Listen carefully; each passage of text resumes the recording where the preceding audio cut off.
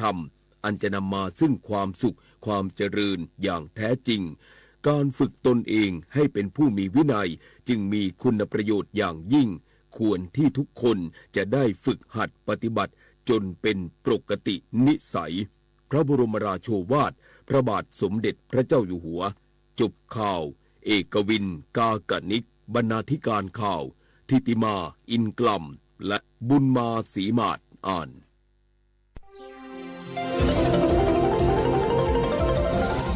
วิทยุแห่งประเทศไทยให้ความรู้คู่ความสุข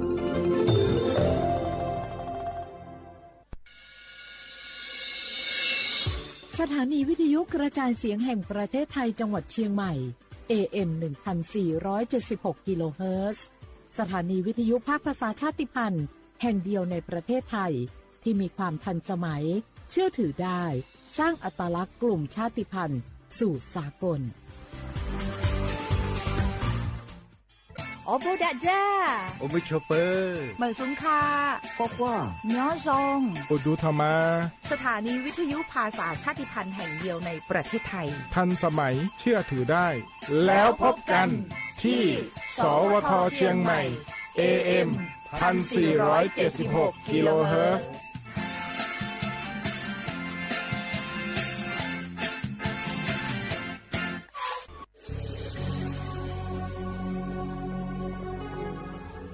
เกิดเป็นคนไทยเติบโตบนผืนแผ่นดินไทยจงภูมิใจในความเป็นไทยชาติไทยเรานั้นนับเป็นชาติที่มีความเป็นมาเก่าแก่ยาวนานเรามีภาษาวัฒนธรรมและมีสิ่งต่างๆที่เป็นเอกลักษณ์ให้เราได้ภาคภูมิใจในความเป็นคนไทยเราควรเห็นคุณค่าและมีความรักชาติหวงแหนแผ่นดินอันเป็นมรดกของบรรพชน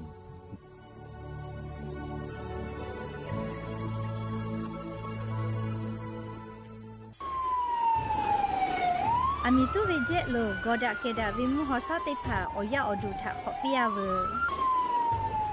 โนฮุชยาลาไทมเมียวนาติตอพ่ออามิตุปุตุแลติชลาไลกาปุวิชแลมาโอเวกอดเซเปเซแลงาคือชอยาเฮปุเฮคอโลจาจากะจาแลอามิขอตุกเวทะปาตอเทลาเวและงาคือติจามือจักกอตีสามามีมาโกติมีเฮคออามิตุกเวทะปาตออามิตุตอลาวิเจ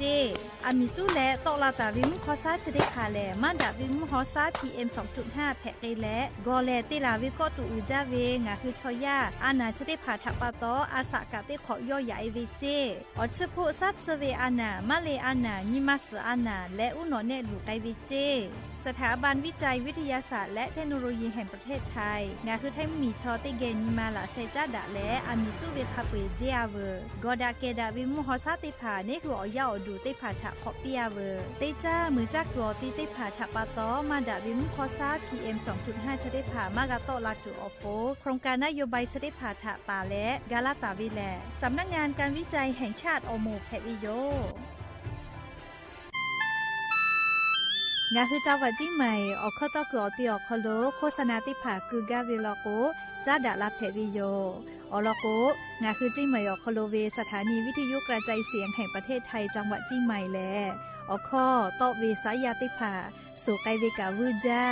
นอคือและโฆษณาติผาคือกาเวลโกจ้าดาคือโทรศัพท์นำบัตรแนะ0 5 แซนี่สือขอ0ขอฮีไม่เฮเลกะ0ก้อนี่อ้อขอฮีงาสือก้อโทรศัพท์นบะชเวทะจ้าดะและโฆษณาติผากุลาเพดิโย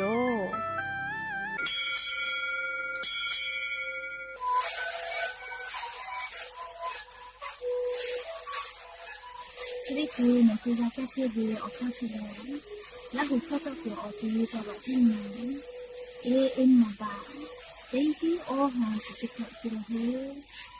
เต็งมีเลี้ยงหลักเอาพ่อเอายาก็ช่วยหนูดูแลได้ชิ้นหนูเล่นเกิดไปเอายาที่หนูเคยขอแล้วก็หนูชอบอะไรเต็งมีเลี้ยงและหุบข้าวก็ช่วยดีและหนูและหุบข้าวก็ช่วยฉันนะในข้าวโดนในดีโย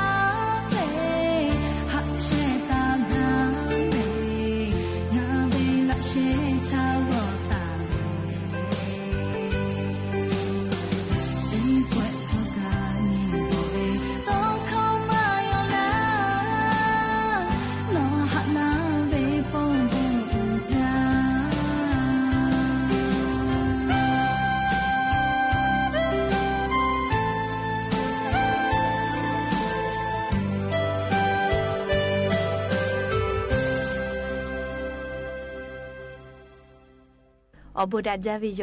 อย่าเปิดหาติปอทอกาดัดจาวิโอเนาะยาเจาะเขาลงไงคือติปอโกกามีนาแลจุป้าอุปารุเชตาวิโอวิโอเนี่ยราหุยาติภาเกอรายกาอบูดัดจาโกวิโอเขาลงาฮือกับผู้กามอดะแลออกคอกะกอกาดักเชวิทัปปะตออลอเปแลติกาเลเลทาตากิโยยาวิโอเขาลละเซจาเลรายกาอบูดัดจากวิโอเขาลหาอยู่ลาวิโยแมหาวิโอวิโอนี่ลาหุยาค่ะพ่อเชพรุเชตาเวคาเคเพเชเลติกาเลเลกาจ้าแม่ดอแม่แม่กาแม่ฮาเลดอซาเทอลีนาชุดเจอวิอยาอคโลงาคือไทมิกอคโลแลมุงกูวิอยาฮอเชฮอโมวิอเจ้ายาอคโลเชตาวิทัปปะตองาคือติกาลิเลกาอเจ้ายาคาสเพตอลาเวอานาอากอติพัทาเนคือตอดะเลปูกากาไกจูติกาลิเลกาอาชุยอโตโยยากาทะคาเดนหาซาดักอิสิแมและยันวิอยาเลชุดซอคโลเปิงานีงาฮาปามีฮาปาอคโลยานีฮาปาสเตนียาญอวันเพวิโยและจะขอนี้ฮีนิชขอขอฮาวิโอวิโอเนียราหุยาติพาโอเตฮาเลเลวิโอยาฮินาริควายตาและก็นาริทักขกายเตฮาเลเลงาคือราหุคอรายกาอบูดาเจ้าคโลตอกไอเชวิโยวิทยุเรดิโอพอ AM ติฮิโอฮาสจิกะกิโลเฮิร์ตติไลพอปืตาเลกานิพอติพอแล Facebook Fanpage สวทเชียงใหม่ AM 1476พอกะไลฟ์สดติดต่อไกเจออวิเอาเนียลาหุยาติผาลุลาและกากากามเปเวลโกอชอปะทะแปปีแพวิโยติกาติไลติกาติแชร์กดไลค์กดแชร์ติและติแกเนคือลาหุชอจิทาโอกาปิดักไอแพวิโยแม่และอย่าเพิ่งให้เตปอกาอบูจอวิออลอติผาไล่รออยู่เวลาตาวิโยอคือเปิดตาและอเลมือทักขกายติเกเชอและอาชุยอลาหุชอจิทาโอกาปิดักไอแพวิโยแม่อยู่เวลาตาเวซาตาอลอติผาไล่รออยู่เวลาตาวิโยแม่อลอเปิดติลองอ่ะคือติแกอยู่เวลาและเดกาดะเจดะไกตัวเวแลยะนี้วิออยะแลงอ่ะคือไทมิกอคโลกาเตจาป่าเลียวเราซาอยู่ต่อแลกากาจาป่าชอติผากาเจวิอนเพวิโยอะไรอย่างนี้แล้วปอลิเมลีติผาเลียกาติกอเตียวกามาเจเจวิลโกคอพิจอวิเจมีวิอเลียวค่ากฎหมายแรงงานพอคอพิจอวิเจแม่จะดาปาตอเลียยะนี่แลงาคือเอาเราซาอยู่ต่อแลกากาจาป่าชอติผาลโกกากาเจตุโยเลียลโกยะนี่แลวันแรงงานแห่งชาติก็เวออนเพวิโยเลียกากาจาวิออนนี้ก็กาวินาเลียนี้จะดาปาตอเลียงาคือราหุยาเราซาอยู่ต่อแลกากาจาเชวิชอติผายะนี่แลกากาเจวิโยแม่อาชุติกาเลกาติกอเตียวเลียกามากาเจวิโลโกเลกมแรงงานพ่อตาเพวิโยเลียเฮกว่าฮาปาสตินีงาฮาปามีฮาปาอคโลวันแรงงานแห่งชาติก็วิอญอคโลอาชูเลียกาเจวิเลมาเจวิกาจอวิแม่เลียเจวิเลมาเจวิอมูจอวิเลียงาคือเอาเราซาอยู่ต่อเลกากาจาปามาเฮโลโกมากาเจเลียนี่เลียเฮกญาณิสาเลียมาเจวิอมูนะเลียมาเจวิอมูชออาจุยาราชกาอคโลกาติเชวิเลขาราชการติผามาเจจิแม่กะเตแลลูกจ้างส่วนราชการตาเลกาลีหน่วยงานท้องถิ่นพ่อกะมาเจจิเลอแล้วก็ชติหมู่แล้วก็โอเราซาอยู่ต่อเลกาติวิมาเหนะแรงงานมาเหเลยอยากคาอาจุยาซานาอคโลเมือเลกากาติวิทัปปะตออาจุยาคาราชการอคโลกาติเชวิเลลูกจ้างส่วนราชการเลหน่วยงานท้องถิ่นชติผาเรียนยอวันแรงงานแห่งชาติคโลกามากาเจแม่เรียกว่าจุยาซานะกาติกอติติกาลิลิกับพวาเวเรียนนี่เวียวยาวคโลพอตาวิโยใครเตเลเจวิป้าก่อนยานิสาเลียเจวิลก็อาชูเจวิเลก็โกเลยานี้พนักงานเอกชนเลอาจุยาซานะกาติเชวิอหมู่พนักงานมหิแม่เลเอกชนเวพนักงานติผากาเจเวพนักงานรัฐวิสาหกิจเลกาเจเวธนาคารกาเจวิเจเรียนนี่ธนาคารเจวิเจแม่เรียกว่ามีเวียอเลียวค่ากฎหมายก็เวนะเรีย งาหุมมีเวอเรียกเข้าพรบคุ้มครองแรงงานน่าเรียมติคณะรัฐมนตรีอคโลจอตาวิคาซื้อเรียงาคือออกเอาซาอยู่ต่อเลยกากาจาเชวิอโมเตพาแล้วก็อย่านี่กากาเจกวิโยแต่แต่ละมาเจวิอโมเตพาอาจุยาข้าราชการหมอคโลเวมาเจเจเรียกว่าวันพืชมงคลอันยอคโลเรียเอกชนเลยมาเจแม่เรียอยากข้าอาจุยารัฐบาลเราก็ติปอกเจเววันผู้มุขคนก็ไปอ่อนนี่ชอเล่งาคือมอยอจียอเล่มอยอจียอเลือแหละเล่ตีเจ้ามือเจ้าวิออยาอ๋อเจ้ายาฝือแปล่าวิโยเล่แค่ก็วันพืชมงคลแม่จะขอเป้าฮาปัสอ้อนี่เล่เสเปิดตินท่าจอเวลอเล่แค่ก็เสเปิดตินยอคอโลอาจุยาราชการสนาติภาก็เจเวยาค่าเล่หน่วยงานเอกชนติภาแล้วก็เล่กากาจักตีแล้วก็วันพืชมงคลอคอโลก้ามาก่อนเจแม่เปิดดาเวเลียจะเปิดดาลอแม่เล่เอกว่าธนาคารแลฮู้วิแม่เล่อย่างนี้เล่อาเพอพวาเวเล่อาจุยาสนาแพวิทัปะตอเอกงาคือลาหุยาเล่อาเพอสนาอาจุยาสนาตีติภาคอโลอลอติภาจิจ้าดาตุวิอลอติภาจอเวลโกอาจุยารัฐบาลเวสนาติภาเลพอตาวิโยอยากข้ามาพอวิแลเล่ธนาคารมาพอแม่เล่อย่างนี้เล่เอกว่าจะกะอยู่เวลาแลงาคือลาหุยาติภาทาเล่อย่างนี้งาคือไทยมิงก็คอโลฮาปัสเตนีงาฮาเปาคอโลเตขอลีเลกาวันแรงงานแห่งชาติก็แลเลียอนเตผาใต้ตาวิคาซื้อจะขอเป้ากาติปอกกามีลาและเลียคาติโมกากาเจวีเลียคาติโมกามากาเจวีออลอติภากะอยู่เวลาแล้วงาคือลาหุยาติภาทะเกามาลาวิโยแม่ฮาวิอวิอเนียลาหุยาติภามุงกูวิมุหอมุยิโลไข่ไกเลอาเมฮาเลียงาคือจาวะจิใหม่แม่มัวอาเพื่อสังกัดให้พ่อจ้าลอก็มามูหอมูยิโลวอมือลาแลเยติภากะป้าเอมาจาลอแม่เลียอาเพื่อสังกัดให้พ่ออาเมฮาเลียอันนี้เลียอันทานาลิเซชนาทีเคติยาทากาลิมัวอาเพอฮอดกาติกาเจเลียมีเวมีเวมอจีนะลิสาลาแดงก็เว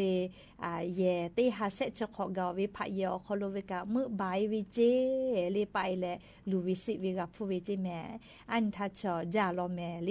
คาเตลาเมฮากะอเพสังกะเพพอกะมุฮอมุยิลุลาเวจาเจเลไลกะไลติอคอโลลูวิสิเวกะกับผู้มาลอแม่เฮก็จุยจอปากรมอุตุนิยมวิทยาพ่อก็เวเลงาคือแท่งเหมียวนาติต่อพ่อยานิกาตินจอเฮเจเลมุยีมุโกเวมุฮอมุยิลุหึลาตุเวยาคาติกาเลลาเวไม่หรอกมาติกากะกวยลาเวติกากะกวยมาลาเลอะโลงาคือจิไหม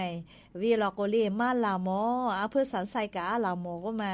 ติกากะลาเวเลนาเลก็ติกาลาเลติกากะมาลาลอแม่เลติกาเลติกากะมาชุดาลอแม่เฮก็นิเวตยาทายานี้เลงาคือแท้เหมียวนาติต่อพ่อเลยมุยีติฮาเวียติเชเปเซอคอโลเจจอตาวิเจลาตุวิอีเจ้าลอปุยลาพ่อเชลลอแม่เลียมกูเวมหอมยิโลกามาวิจาวะแม่ฮอซอจีใหม่จีให้พะเยาจังหวัดน่านแพร่อุตรดิตถ์พิษณุโลกและจังหวัดเพชรบูรณ์พ่อเจงาคือลาหุยาววิอนี่แม่ฮอซอพ่อมุยิแล้วล่ะจีให้พ่อแล้วลีนาเลลิบุตาลาเพวิโยลิชเป้าป้าลงคือลาหุยานาเชวิติกาเลเลกาเฮกว่าไทมเหมียวนาติต่อพ่อยะนี้เลมุยิลาตุเวเปเซเตกาวิอีจาลอเลติเชเปเซอคอโลเจติลอแม่ใครเตแล้วภาคอีสานพ่อจอมาเฮลอลิมุยิติฮาเวียออเชเปเซแต่กาตาหิเจภาคอีสานติต่อพ่อใครเตแล้วไทมีกือก็จะติต่อกะจอมาเฮลอแม่ลิมุยิติฮาเวียเซเชเปเซเจมุญิต่อพ่อกะจอมาเฮลออเชเปเซจิแม่ไทมีกอฮอติต่อนิเชเปเซตาเลเซเชเปเซกุติพ่อเซเชเปเซจิแม่วิอเนี่ยละหุยาติเผายะเนี่ยไขไกเลหัวลาเลฮอวิอซาติกาเลติกามาชุดาวิโยเลเขกอมุยิลากอติลอกโกเลฮอเชฮอมวิอซาติผาจะเคลาติโยยาคามุยิมาลากอติลอกเลมุชัดเลฮอวิทาเลคาเลคายูวิเจติโยเลชกายูเวลาเลงาคืออวิอเนี่ยละหุยาติผาทาอลอซาตาติผาจะเคกาลาวิโยแม่ก็จ้าเลกาเลอวิอเนี่ยละหุยาติผาจะขอเป้าแม่งาคือจาวาจิใหม่อโคโลแม่ ชอพอคือติหมูนะเลยเยมาจเวียเชกุมาจเวียชอเซกาโซเจกุมาอหาไปพริหาปาคโลเจติเลเซกาโซเจอลอติกาลโกเลติชสญอหาไปพริหาปาทาเลปุลาวิติหาปาคโลฮอกาปาอาสางาชอขอเจเลสาลาวิจิเลียมีตุกุขอนอสถานีขนส่งเล่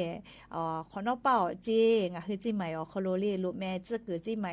อาเขติต่อพอสาลาวิเจเปื่ออะไรนี่ชกอนยอหาไปพริหาปากาฮอกาปาอาสางาชเตขอเตกาเล่สะพานเล่รัตนโกสีปัตตานติต่อพอจูอหอสาลาวิเจกุมาอามิกาโกตุบาเลติสาลาวิเจ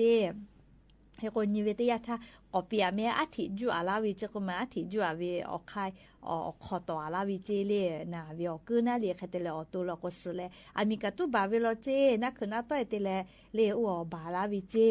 ก็เปือเลเลอันทาลิจอจะเจเวเลเซชญอหาไปพริหาปาทาเลฮอกคาปาลิจดิกากาอาสังะชขอกาสภาปาตานเลอฮอเลอาบุคาเด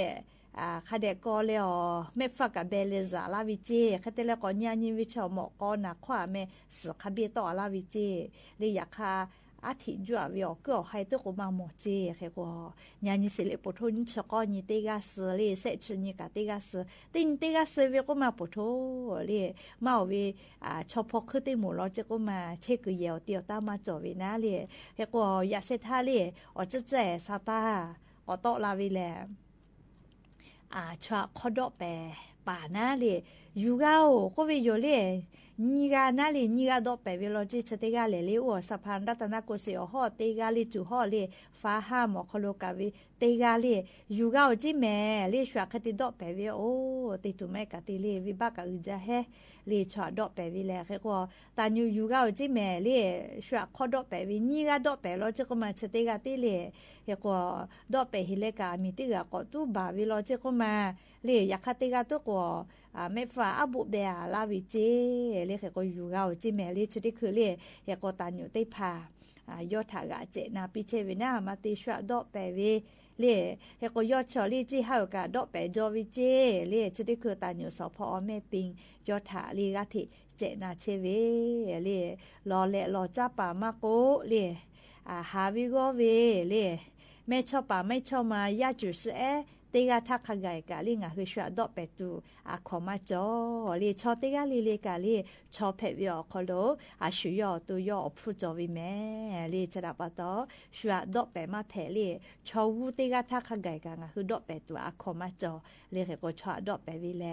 มีเวอเลียวคาข้อพิจากว่าละโกเฮวิโยเลเขก็งะคือเตกาลีเลกะมผึเวอยาคโลจาติตุจากึตุวิกะคาเดฟะแม่เลชบุชอหายอมูจอวิลก็มาวิชอหายติผัดชอลิมเผือตาคือติตูวิลเลเขก็ยาปายามิทากาสติคาเดปีเลชบุวิอจูวิอยาคโลชอยาชอเมฟอเสพอเสมาดากาลินิมาดามาดาวินิมาคอนี่คือลุยแลจากไอ้นิมากาวิทัปตอเลงะคือติกาลิเลกาสติตาเลฟะแม่แต่ก็เลยอลอติผัดจะเกชลาวิโยแม่ฮาวิอวิอเนี่ยละหุยาติเผางาคือไทมิงก็คโลเลกรมประชาสัมพันธ์คโลโกโลนาเลอาจุยารัฐบาลวิอลอซาตาอยู่แล้วมียะถาเป้าทุเชเวอาจุยาวิซาตาตอกือเลกรมประชาสัมพันธ์คโลตากอลาตาเวเลก็จะแสขอบีปืจิแม่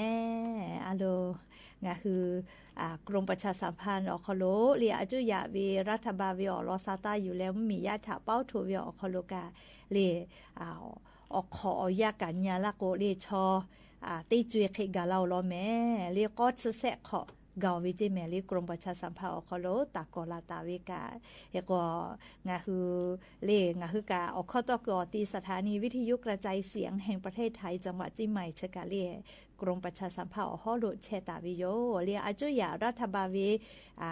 ซาตาเป้าเกอตีเพวิโยเฮก็งาคือลาหุข้อกาโตเชวิเชกาเลอาจุยารัฐบาลวิกาติกอตีนะเลซาตาเป้ากอตีเพวิโยเลเขก็จะกาอยู่เวลาและฮอวิอเนี่ยละหุยติภาทะเกามาลาวิโยก็จ้าเลกาเลฮอวิอเนี่ยละหุยติภา อาเมฮาเหลี่ยมเผือเวียวยาวคอโลซาตาตาลาเวงาคือหมดทก้าคอโลกือเชเวเลียนามาดีเซลอโมเจลเมเลียนามาตาวินะเลียเมฮาเวียวยานามาดีเซลเลียอพูขอชซาตาก็ตก็ตะตุโยแต่ก็แล้วซาตากาลาวิโยเฮก็เชเวแลลียะซอเหลี่ยมทีละเป้างานาริทาตาเกเวนามาอพุติพายโยลีติลิเวียขอชซาตาตะลาวิโยลีนามาดีเซลอโมติพานะเฮก็นามาแกสฮอก็ฮิชงาซาตาตะวิโลเลียแกสฮอฮิชงาซาตาเลียคเตแล้วแกสฮอ95เลียฮิชงาซาตาแกสฮอ91ฮิชงาซาตาตะวิโลแมเลียแค่ก็งาคืออำเภอเมืองเลียอำเภอเมืองก็งาคือจิไม่วิอคอโลเวอำเภอคอโลเวนามาอพุติผานะเลียญาณิสาเลขามาเกาเวนามาดีเซลขอชซาตาตะปุขอเนาะเลียติลิเวียอชเตบะงาชซาตาดิแมเลียนามาแกสฮอ85เซชนิบะกอชอซาตานามาแกสฮอ20เซชสบะนามาแกสฮอ95อชอบะนามาแกสฮอ91เลียอชเซบะขอชซาขอชเซซาตาลีจะเวียยานี้เลียงคือไทมิงกอคอโลนามาอฟุติพาตะตาวิโยเลียติกาเลนามาอฟุคาชวยมาหิเมติกากาแล้วก็ชาเกะขะเวชาเกะขะเวเลียอลอกวนามาฮอกอติกาเลติกามาชุดาวิโอคู่กาลีวึกือนะคือกะจาดาวิเลตอปาติโกเมฮอซอพอเคโกแลเลียงคือจิหมายแกขะเวลีนามาเลียแค่ก็จิหมายพ่อละพ่อเจ้าก็นามาคบิกะเลโกเอเลจิหมายชาอาจจะปอวิเลเมฮอซอแกเลียแค่ก็จะกะนามาพวกก็ตะวิจิแต่ก็แลฮอเวียเนี่ยละหุยติพัทธาเลียอลอซาตาติพามอยู่เวลาเลยจะเคยชลาวิโยเฮโกลัวลูจิแม่เลียติปอแลโครงการไทยช่วยไทยออกคโลเลียติกาเวียอฮาปาปิลากิตุเวลัวลูจิแม่เลียติกาเวียอฮาปาชออฮาปาติแปปิลาตุโยเจติฮาปาติฮิบะเจเลียเฮกว่าจุยารัฐบาลเป้าขอเชเปเซตอลาแลงาหุมมียาเป้าออเชเปเซกาตอวิเจใครแต่แล้วเลียงาฮาปาเวียยาแลลงทะเบียนเวียยานะขอฮาปาทาตาแยกกาตุโยเจเลเฮกว่าเชเวียคู่กันนะนิเวศยาทาเลียงาคือบาสวัสดิการแห่งรัฐอโมติพัทธกะปีไกตุโยเจเรียกกว่าเวียเนี่ยลาหุยาติกาเลกาซาตาติภะคเดพอนาแม่เลียวลอกว่าซาตาอคโลเลไลเจเลยยาปีปาเวียเจติภะจอลาปุวิโยเฮกงาคือติกาเลกาเลซาตาติภะคเดพอหาอยู่แม่แต่ก็แลเลียวเวียเนี่ยลาหุยาติพัทธาเลียวลอเจติภะทกะอยู่เวลาแล้วจะเคชลากาลาวิโย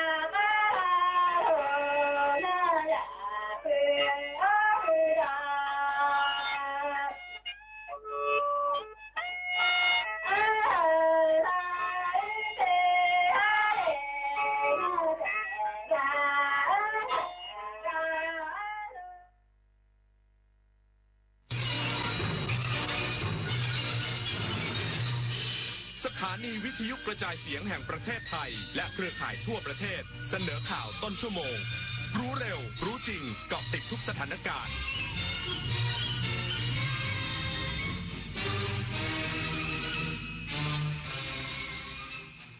รับฟังข่าวต้นชั่วโมง 21 นาฬิกากับยุทธพรบานเย็นครับรัฐมนตรีว่าการกระทรวงการต่างประเทศเตรียมเสนอคณะรัฐมนตรีพิจารณายกเลิก MOU 44 สัปดาห์หน้า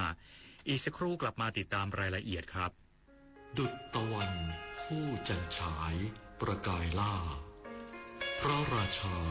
ราชินีศรีสยามวันราชาพิเศษสมรสปรากฏงามเทิดพระนาม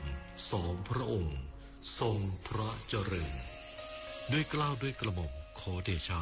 ข้าพระพุทธเจ้าคณะผู้บริหารข้าราชการและเจ้าหน้าที่สถานีวิทยุกระจายเสียงแห่งประเทศไทยกรมประชาสัมพันธ์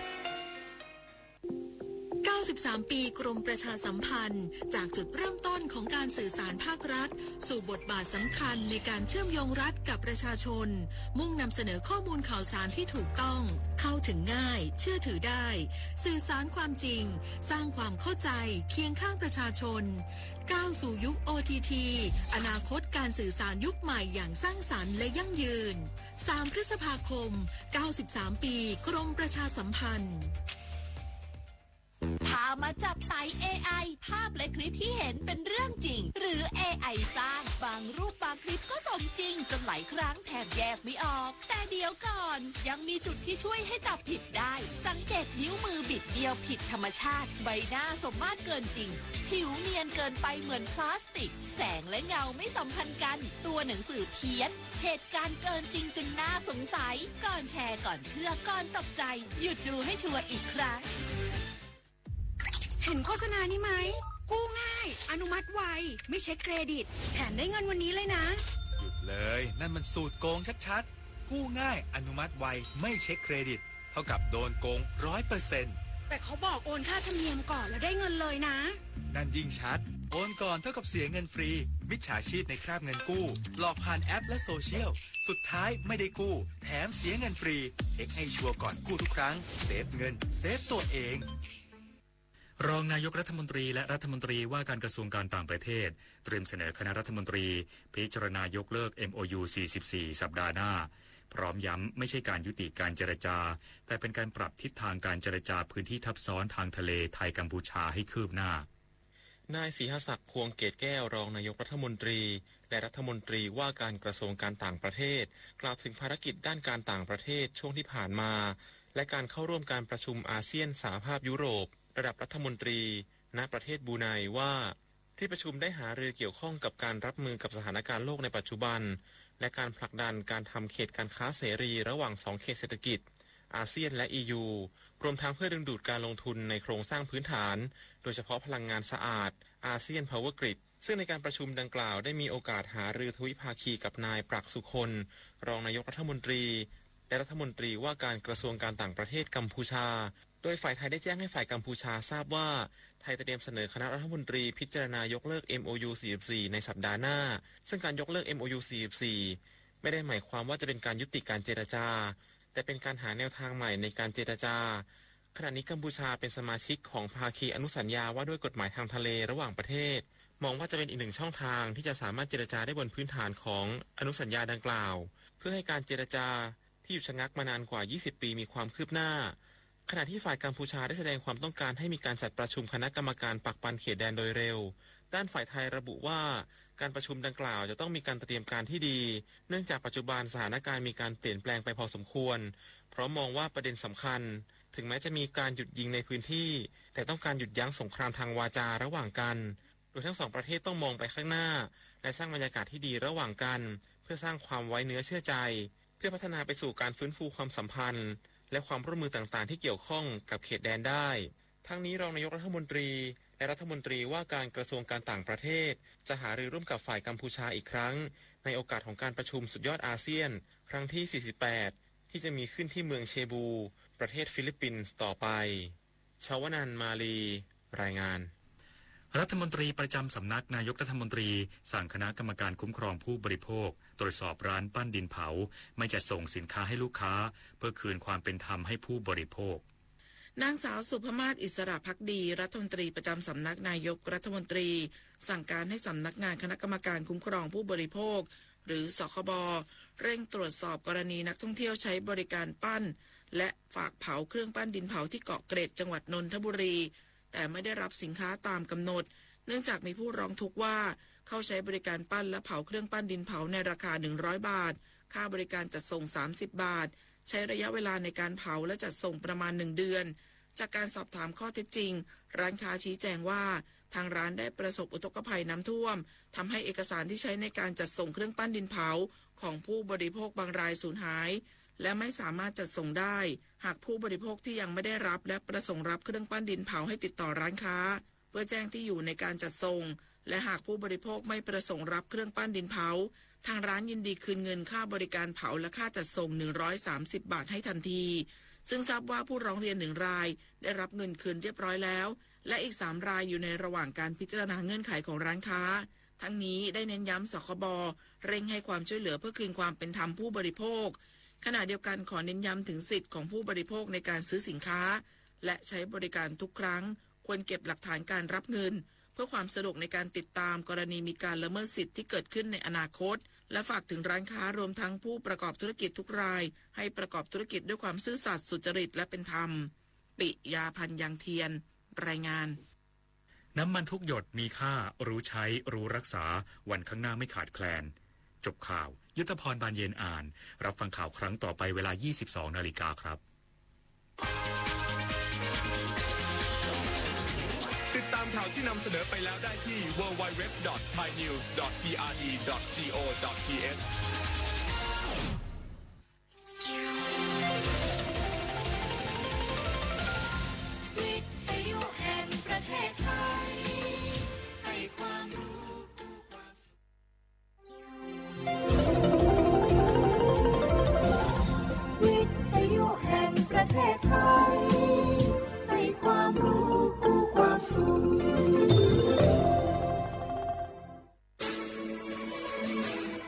สถานีวิทยุกระจายเสียงแห่งประเทศไทยจังหวัดเชียงใหม่ AM 1476 กิโลเฮิรตซ์สถานีวิทยุภาคภาษาชาติพันธุ์แห่งเดียวในประเทศไทยที่มีความทันสมัยเชื่อถือได้สร้างอัตลักษณ์กลุ่มชาติพันธุ์สู่สากล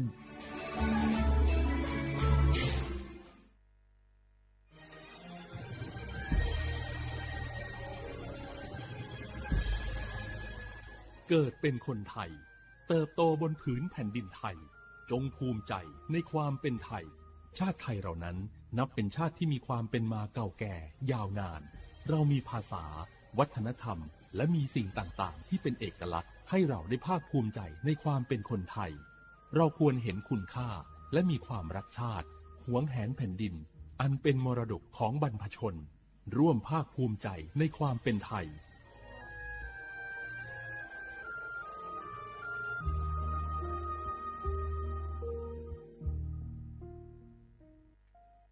มาถาเจริญานาโกโฮมาเลนาโกนากาสปสชขอนาโกลาซาเพฮอเนเมเอขออดูอติยาลวยชิฮอหมอเนดอบิลวยบาทอนซุมอยาลาซาเมขวยตามอโดโดเนเฮลวยขอลาซาญาเมหมอเนฮอมอนาลูกาเนนุเจลวยลาซาญาเมอีคันจอลาซากะเกนีฮอเนเมสิญญาเจมอนาสปสชติซุ่มจำยอสปสชเขต1เชียงใหม่นากาจำยองาซุ่มญีเยงาซุ่มงปายดามอเดนากาตีโกจำยอนึมานากอนาลูเดนากาติซุ่มญีซุ่มโยกานาลูกะตุเมเด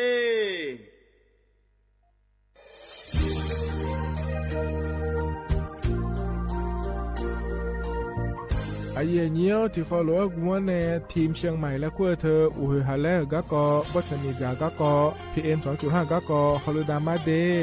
ไอเยี่ยนี้มีจาโดโมนะ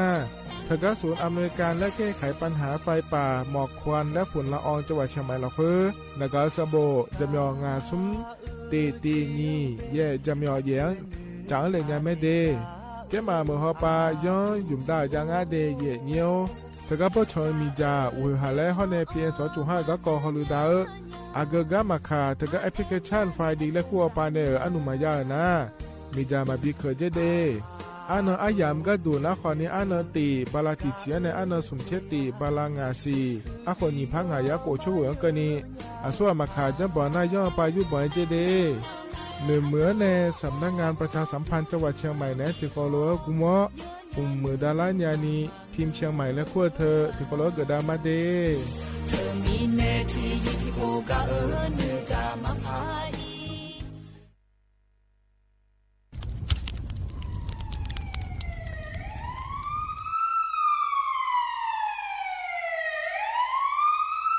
สิญญามาโล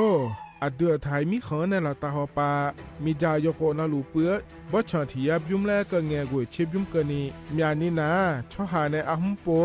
ยามุงเอาอย่าเผลอเผลอในอดัวบ่เขอในโอเยหุมามีจาเขอมีในอูเฮหาและ PM 2.5 เธออเดือชอหายายีที่โคยุ่มเลงาเจเดสาปอนาลามาเลเปียลานือมานากอเปียลาในอุดุมอินุมขอเดลางาเจอเดือไทยชอหายรานาลูกุมะเนมีดาทาเคเดมือละเนสายอเหมืออเดือยาพามาบีแดญญาภาเธอกะโครงการจัดทำนโยบายการเปลี่ยนแปลงการใช้ประโยชน์ที่ดินเพื่อบริหารจัดการ PM 2.5 และขั้วปาแหนที่ฟอลโลเวอร์กุมะเนเนื้อเหมือเนสำนักงานการวิจัยแห่งชาติพปาแหนจากการงาเด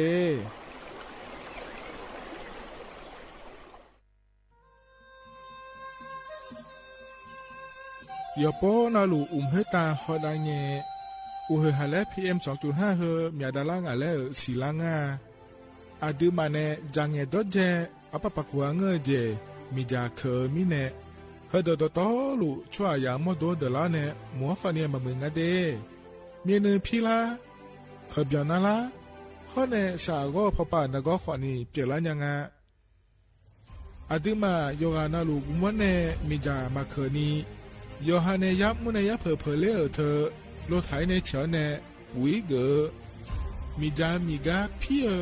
เพราะเนบอชอมยาลานีอาบอที่ฟอลเวเขาที่ฟอลเวกุมะเนมีจาตาเคเดเหมือเนโยฮานาลูเวอยู่เหมือนจะชัดโดนีย้อนยาผาเนื้อเหมือเนสำนักงานประชาสัมพันธ์ที่3กรมประชาสัมพันธ์พปาเนจากกาเงเด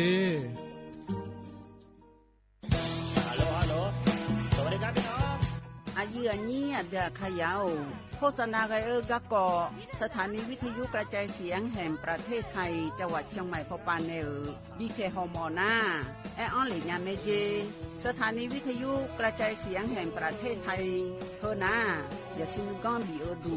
อย่าล่อนแต่ช่วงหางละหาเชลกับปจักกันเนดูพ่ออีสานนี่กามาเล่าเนกามองขากากายกุญญายีเนียวโฆษณาบีเกหมอญาแลนึงมาอ้อนนานากาไงเหลียวแน่ไงชนยังง่ายีเนียวนากาสัมโบนาก่อนนี่จำยองาซุงนี่สีโกจำยอโกแย่และงาเดใจที่โบนาก่อนนี่จำยอเวนี่โกแย่งาสีเวและงายีเนียวมาเจอเกญา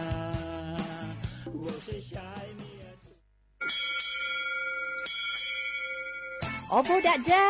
โอบูชเปอร์เหมือสุงคาปอกว่าย้อจงอุดูธรรมาสถานีวิทยุภาษาชาติพันธุ์แห่งเดียวในประเทศไทยทันสมัยเชื่อถือได้แล้วพบกันที่สวทเชียงใหม่ AM 1476 กิโลเฮิรตซ์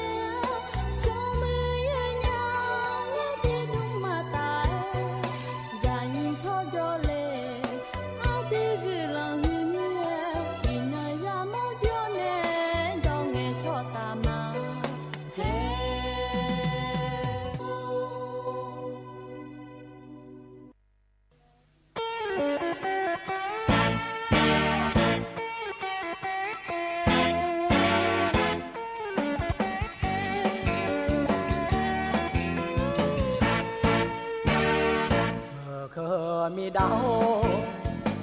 ô yo mơ ga ô ga ga ni ga pi yo ne la ne no go de so ma ma bo jo le nga de yo ze ze mo no ga che ho la kha bo jo ma ngai nga ga ma loน้องเด็กกะเฮน้องกะแม่ล้อจอมาแห่ชาญาถ้ามือพอแน่ช้างแน่อย่ามอมาล้อถ้าจะโยชากาน้องแกอย่ามอแม่น้อชอบอย่ามออย่าแง่ชอจอมาแห่กันยา他咋打几个，我哈叫个拉莫，我本个比哟，น้องดีแน่มาเลยงังยอมอบียอกะเฮนึกะอยู่เดอาญาที่ก็โลเออาญาที่ก็โลเอกะมาเลโซมาเนญาเมื่อมามีดาเมื่อมามีดาเมื่อท่าซาดามากาเลลาเมื่อท่าซาดาโลนาเมื่อท่าซาดาโลนาเมื่อมามีดากาโจมาอูจีที่มีจะเชื่อหลอนุ่มดุญางากาดีซี你做大好做嘛？我的米雪，我搞起来嘛咩？没事，嘛我的一把汤起来不嘛？我搞起来个嘛咩嘞呀？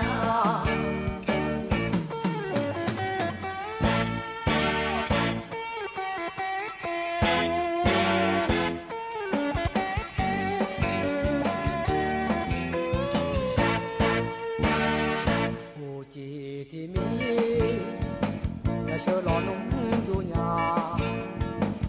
งากาที่ซีมีโจทาหอจอมางาที่มีเชื่อนอกเอาจีลอยมาแม่ชื่อมังเอเดอีบาทำขี้เล่เพิ่มมานอ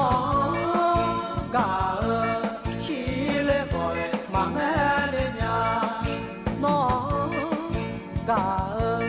ขี้เล่ก่อยมาแม่เลีย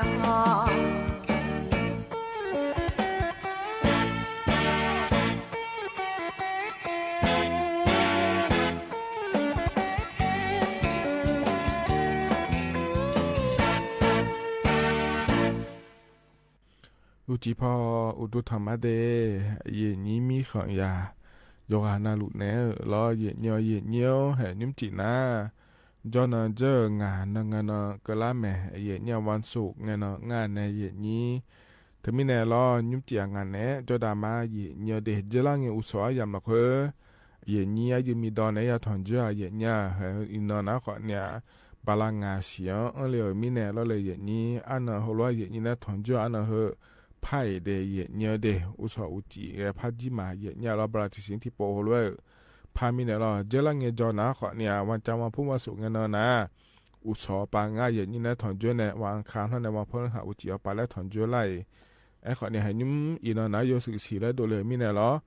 งานหยาผ้ามาเราง่ายงานนะขอเนี่ยวันอังคารเท่านั้นวันพฤหัสอุสปาถอนจุเนี่ยวันจันทร์วันพุธวันศุกร์เงินนะขอเนี่ยอุจิเอาไปแล้วถอนจุละมาเด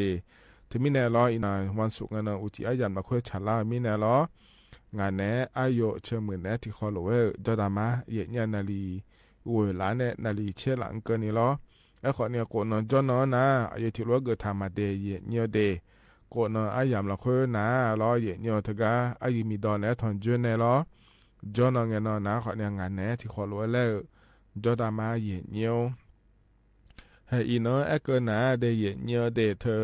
เยนี้ทีอานาก็นายนาเดเยเนเดเยนี่ก็จะมันก็จะขอดอมารอโรงงานหุ่มมามั่วมาก็เลยนี้เธอเนี่ยก่อสร้างหุ่มมามั่วมาเดเยเนเดอีเนาะนะขอแนววันแรงงานและขั้วอันเนาะฉลาดมีเนี่ยน่าทีอานาและยังก็งานเลยนี้ทีอานายานาเมเดเลเธออาจจะมีในโยกานาลัวมายานาก็ดูงาอาจจะมีในทีอานาแต่ปีนาก็ดูงาอินายามมาคุยเลยแล้วอาคานงาเยเนียนจะกากาดานเนี่ยบิชิบิกามาเดเยเนียเด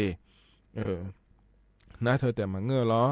รัฐบาลพปาก็กอแม่รอเยเนียจะกากันเนี่ยพาเรแหลมทำมาเยเนียคานอลอเธอจะกาดานมาถึงมีเนี่ยล้อเยนี่โยอานาลูจอนาลูช่างแท้ในนาหาลาวโละนาหาดัญญาแม่เดเยเนียเดมาข้อปานเนี่ยนะขอเนี่ย AM ที่พายา4เชียกกิโลเฮิรตซ์ล้อเฟบัวปาก็ดูนะชมยสวทจุดเชียงใหม่ AM 1476กิโลเฮิรตซ์เธอก็จะพอเนี่ยล้อเยนี่นาหาญาแม่เดที่ขอหลวงจดามาเยเนียเฮกันเนี่ยนะอาเยเนียอันนั้นจะแม่จะกาดันมาเดนิมจีเฮกาเยนี่นะทอนเจอเดียขาอันนั้นยาที่น่าฉลางเดเยเนียเดบลาสีนะขอเนี่ยงาสีล้ออาขน้ำมังที่ขงาเยเนียวไทยอันนั้นอินวันศุกร์ล้ออันตีบลาสีนะพฤษภาคมอาขนิพังยาโกเชื่อวงเดเยเนียวเดเฮนะขโตละโตล้อเยนี่นะทอนเจอนิมจีอายามเมละคุยเยเนียเดกางานก็เลมทางมันจะการในมินายล้อต่อชาติบิมแล้วพนักหาตามาเดเมื่อเจ้าก็จำจะขอต้องตาหอปาเหนือมอลายาแล้วอินอายามนักคุยคนรวยชาลาหลวยเฮบิมที่ขอรวยนะหาตามายินเนียว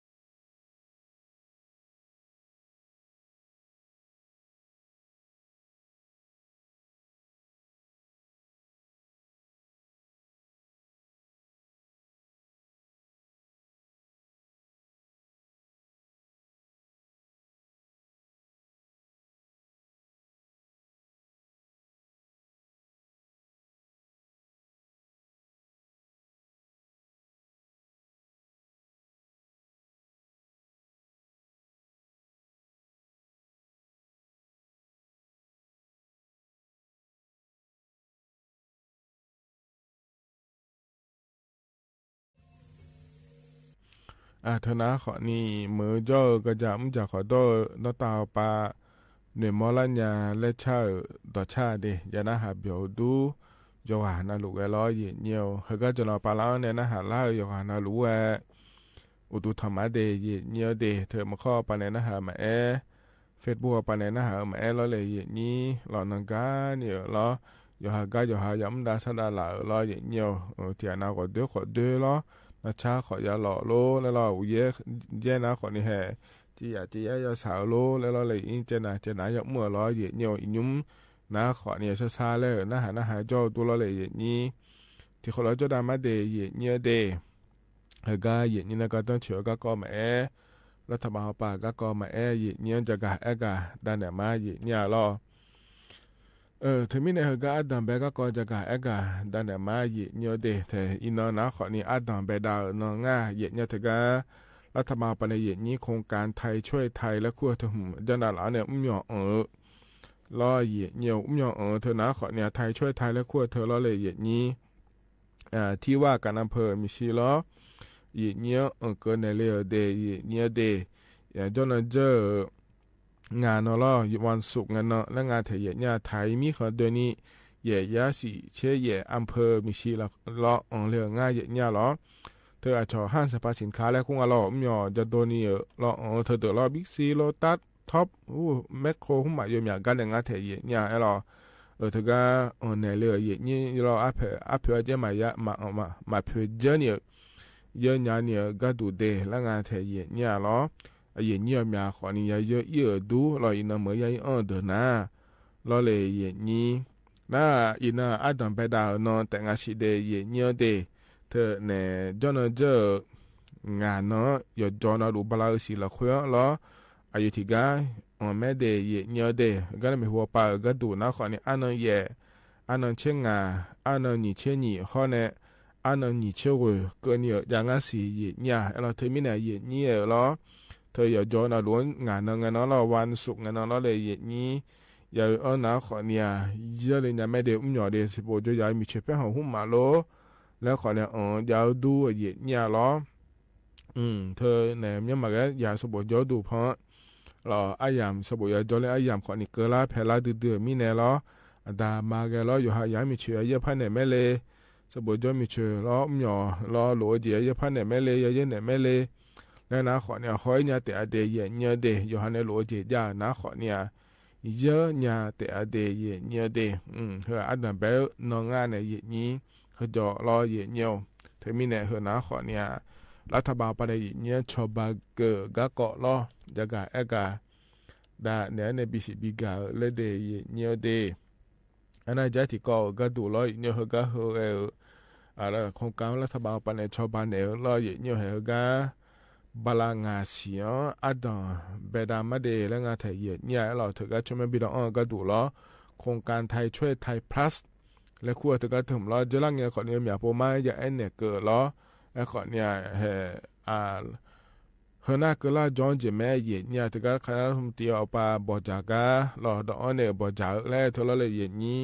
เธอก็หุ่นนะขอเนี่ยเนี่ยล้อสดามีเยอะเงี้ยชาวบ้านเนี่ยแล้วแต่ยาหูบานาเนี่ยจีแล้วคนละครึ่งแล้วขั้วนี่เฮโลดูเรื่องง่ายเนี่ยขอเนี่ยเฮก็เฮปอนาอะไรนี้ผ้าบาก็นี่ชาวบ้านก็เนี่ยเจนะผ้าบาเธอที่ปวดแต่ดอนเนี่ยในบิจุมแล้วมันเงี้ยเดบาลาที่เสียที่พาแล้วบิจุมเจเนี่ยเราเธอเนี่ยบาลาโกสีวัวเสียงก็นี่เดเนี่ยเดน่าจะอยู่มันก็ดูงานแล้วก็น่าจะมันจริงมีที่อาบายเยอะไงล้อเยี่ยวยอดเจมาเจแล้วก็เธอเนี่ยรัฐบาลปากโกเชียบาชาวบ้านเนี่ยล้ออดีมาเชียบาเลยดอลหลังอาเดที่นั้นมีบามาบิยุมเจโลเลยหัวมาดอลหลังอาเสียเยี่ยวเธอก็บาลางาเสียอดัมเบลก็ดูนะขอเนี่ยชมเนี่ยบิดออนเนี่ยล้อเยี่ยวเธอก็บาลาโกเสียเนี่ยละตาปาบิยุมดานยามาเดแล้วอินุมาทุโลแหลมทางอาเดเนี่ยเดน่าล้อเลยนี้อาก็ปานเนี่ยชมเนี่ยบิดออนก็ดูงาเลยแล้วนะขอเนี่ยเธอก็แอปพลิเคชันเป๋าตังเรียกว่าปานเนี่ยชมเนี่ยบิดออนมาเจเดเนี่ยเดแล้วขอเนี่ยอินุมนาล้อสู้ๆหวังก็เนี่ยชมเนี่ยบิดออนยาก็ดูงานี้เธอก็ชอบสายบาดยาเดอล้อชมเนี่ยล้อยางาลงเหมือนกันนะทอบาดอยู่เลย ชาวบ้านเนี่ยง่ายแล้วเดือดต่อหลุละคนว่าเรามาจากโดเลอาชิเดเยเนี่ยเดแม่โดเลอาชิเดถึงมีเนี่ยเรานำมาเชื่อยมาจากโดเลเรานะขอได้ง่ายก็พอเนี่ยเยเนี่ยที่โปและพระจากาเอกาด้านนั้นในบิชิบิกามาเดเยเนี่ยเดเฮือใจที่เกาะรอเยเนี่ยอันนั้นใจที่เกาะก็ดูเยเนี่ยเฮือนะขอในถึงการรัฐบาลไปเยเนี่ยโครงการชาวบ้านเนี่ยแล้วพระแหลมถ่ายเจเยเนี่ยปุ๋ยก็เกาะรอเยเนี่ยเธอก็เฮ้ยไม่หัวนะคนนี้ปุ๋ยเพื่อดาราอะไรเลยเนี่ยรอเธอก็ปุ๋ยอาจจะมาบีเพื่อเนี่ยยาเยอะเนี่ยก็ดูเดือดถิ่มจนเราเหลือยาเดียเนี่ยเดียเฮ้ยนะคนนี้ถิ่มล้อไอ้คนนี้อินยุ่มเธอก็กระทรวงเกษตรและขั้วปลาข้อแน่ล้อเนี่ยเธอก็กระทรวงอวแล้วไงเถอะนี่เธอก็เนี่ยวิทยาศาสตร์และเทคโนโลยีแล้วคู่แม่ล้อเลยนี่สิจงก็เขาปลาจ่อถึงล้อเนี่ยโครงการเยอะมาที่คนโลกกุ้มเนี่ยจนได้แล้วเฮนะขอเนี่ยปุ๋ยสั่งตัดแล้วคงอาเทียเนี่ยเราอยากคือเขามีสุดๆแล้วไงเนี่ยเราเลยนี่ทอเช่ขอเนี่ยเราปุ๋ยก็จะบิยุ่งผ้าง่ายเลยเธอเนี่ยตัวโลจนได้ก็ดูเดแล้วไงเทียอย่าว่าเกินนะขอเนี่ยจะมาเจ๊งเนี่ยเดือเนี่ยจดดูจะยากตัวเราเดือยังเงี้ยเธอเดือจะขอดูตัวเราจะข่าวขอเนี่ยงี้เนี่ยอินุ่มมิชาโยโลยังงาเลยคือเขามีสุดๆแล้วกันเนี่ยมิชาเธอชอเช่ฮอเนี่ยหรอชอเช่ฮอเนี่ยมิชาฮอล้วนนะปุ๋ยเจอเกิดพายงาเดแล้วเราอย่างนี้ทโลเราบิชิลาเนี่ยปุ๋ยเฮมิชาเนี่ยยุ่มชาญาเนี่ยอย่างนี้ฮอลชาวบ้านเนี่ยก็ดูเดแล้วจอนได้เจอย่างเนี้ยก็เกิดนะขอนี่เราอย่างนี้ฮูบะเราเนี่ยอินุ่มเกิดนี่เราอย่างนี้เดืออาคารนั่นตาเบอร์ย้ำจากขอดอลลาร์ขอยมยากะเราเลยอย่างนี้ที่น่ายากขอมาพ่อมช่วยเมียเลยยมีเจเราจะจีบเมียตัวคนนี้จอดูเราจะกะเยี่ยมที่น่ากาแฟค่ะเราชอบว่ายาดูเงินจะข้ามาสานี่เราที่น่าเราบอกค่ะเราเลยอย่างนี้เฮ้ยอยู่ให้มิชาด้วยก็จะปุ๋ยดอชาเลียแล้วเราสิญญามาโลที่น่ามาสิญญาเราที่น่ามาสิญญายมยากมาสิญญาคนนี้จอสิอย่างนี้เราเธอมีเนี่ยเราเลยอย่างนี้มานี่นะโครงการเจริญญานะคนนี้มือแม่อย่างนี้เราอยู่ให้มิชาโฮโลวเนี่ยปูเฮจิยาดองงาเดอาบอเฮจิยาดองงาเดแล้วยาสิญญาลามีเนี่ยเราเนี่ยขอเนี่ยก็ปานเนี่ยอย่างนี้ชอบปานเนี่ยโลแล้วขอเนี่ยยัวมาเองสิอย่างเนี่ยก็อัดดันเบดาแต่มีเนี่ยเราเลยอย่างเนี่ยขอเนี่ยโฮโลเวจอนได้เจเดโครงการยุ่มเฮก็แหลมถ่ายเฮนาเราเนี่ยเธอมีเนี่ยเราโฮโลเวก็ขอนี่จางาแล้วถ้าว่าไปอย่างนี้โฮโลชอบปานเนี่ยแล้วแหลมถังอเดแล้วก็จะกะเอกาด้านไหนในบิชิบิกามาเดยเนี่ยเดเฮนะขอนี้ที่เกาะเราเลยเยนี้อันนั้นจะที่เกาะก็ตัวเยเนี่ยเฮก็เยนี้วัคซีนไข้หวัดใหญ่และขั้วเธอยามอเดินนะขอนี้ยุ่มเฮก็อันนั้นตีเนี่ยอันนั้นไปดาวเนาะเราหิบะอันนั้นสมเจติบาลาเยสิก็นิสดามาบิจิเนี่ยบิตอนยามาเจเดเยเนี่ยเดวัคซีนจ่อเธอยมือแม่เยเนี่ยหรอเธอนาก้อยสนินนาพายขอในวัคซีนเธอยานะขอในชาวบ้านในย้ายสนิมาบีเฮลานี่เราเนี่ยไอ้คนนี้โยกานาหลวงเราหาจมก็จอนไหนแล้วมันก็งะว่าสินโยกานาหลวงก็ดูแลมาจามีเนี่ยเราเยี่ยวเธอเนี่ยอาชตายายังเจรออาบูยาพิลัวเดอยาอาโคบาลาโกเชียนเนี่ยงาของก็นี่ชมโกเชียงงานเลยนะตาปะนาก็ยาเดนี่น่าชิมาลัวนาก็ทาราซิเมียและขั้วเธอชัวเจชูเจอเดอชินาก็หุมาปีเดอเฮเดอเลยเนี่ยเขาเนี่ยที่น่ารู้แล้วเขาไปยศาแล้วเลยเนี่ยเขาเดือขอเนี่ยบิตอนยามาเจเดเนี่ยเดก็โรงพยาบาลรอรัฐบาลโฮยามรอเธอก็อาหูบาเบอดืมาอนามัยแล้วคุณแม่รออีกยุ่มหน้าโรงพยาบาลส่งเสริมสุขภาพตำบลและคุณอาเดเนี่ยเดเธอก็อินเนี่ยรอจอยยามาเจเดเนี่ยอัดดันเบดังง่ายเนี่ยรอเธอก็อินน้อยเนี่ยอัดดันเบดังง่ายเดแล้วจะก็ได้ในบิซิบิกาเลยเดย์เนียวขนาเรายุ่งหัวกันตอนไปยามหัวหลักคุยล้ออย่างนี้นะถอนจุนเนี่ยจะกะได้ในบิซิบิกาเดย์เนียวหัวกันหนาวเนี่ยต่อชัดจิบยุ่มเล่พนักหาดามาหัวกันยุ่งพันในบินหาดาหัวกันหัวยุ่มหนาล้ออดโชในชาล้อเหมือจ่อก็จะมุ่งจ่ายย้อยสัญญาเล่ช่างอะไรนะวันแรงงานและควานนั้นฉลาดหรอหัวพันในบินหาดามาเด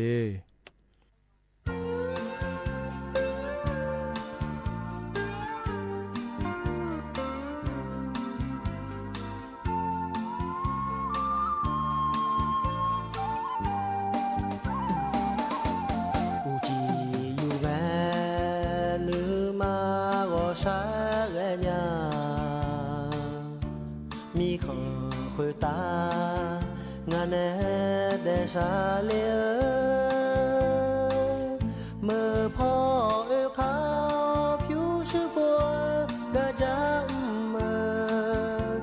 à cho ra ca ra gừ ina cơ ni gió mai xa nhà mơ phò yêu khao quê khô thế khô biếng la thì bé mà ra phiêu son miêu ra la mía miêu kha ba ba yo gana đơ gì mà phiêu sư pha bi chữ ga thứ thứ đen à gió mai xa nhà yo nào ý con nữ ga la nhà ada ama mẹ nung mò cho ga ô la mò nhà ga kha ma gơ chơi nhà ý con cho nua nữ mà ya nữ sa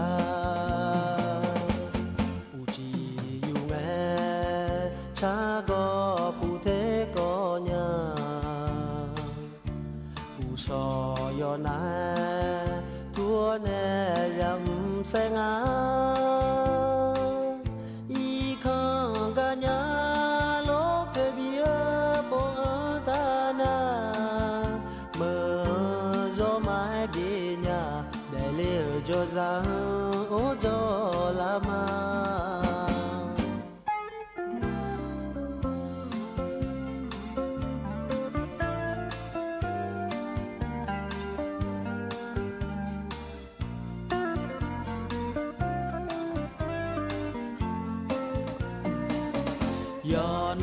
yo nào ý con nữ ga la na ada ama mẹ nung mò cho ga ô la mò nhà già kha ma gơ chơi nhà ý con cho nua nữ mà ya nữ sa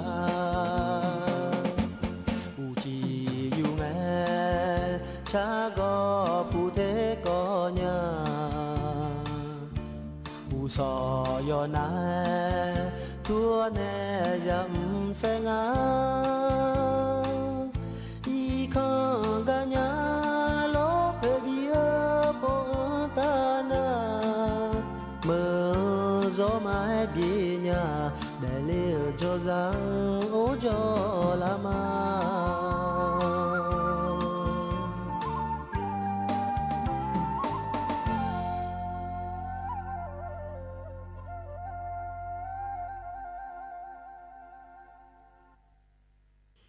เธอนะต่อชาเฮกาเย็นเนี้ยเพราะในบินอาหารดาวแล้วเลยเย็นนี้ยานาหาเบียวดูโยกานั่นรู้ว่าเดเย็นเนี้ยเดเฮกาเนี่ยนะแล้วเย็นเนี้ยงานเนี่ยก็แหลมถ่ายพระจักรเอกาด้านในบิสิบิกามาเย็นเนี้ยสุดท้ายเป็นไงเนี่ยทนจุลังเงี้ยเนี่ยไอ้เนี่ยถ่ายรู้ว่าแล้วเย็นเนี้ยเธออินนะวันแรงงานแห่งชาติและคนอันนั้นก็ล่างหาเย็นเนี้ยคนในที่อานาคนนายานา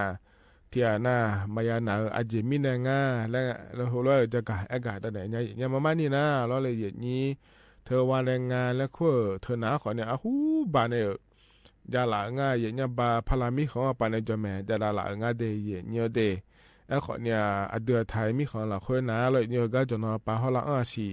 เราละก็ดูนะขอเนี่ยขอพอสอเลยก็เราหนีพระยาวุช่วยเงี้ยของ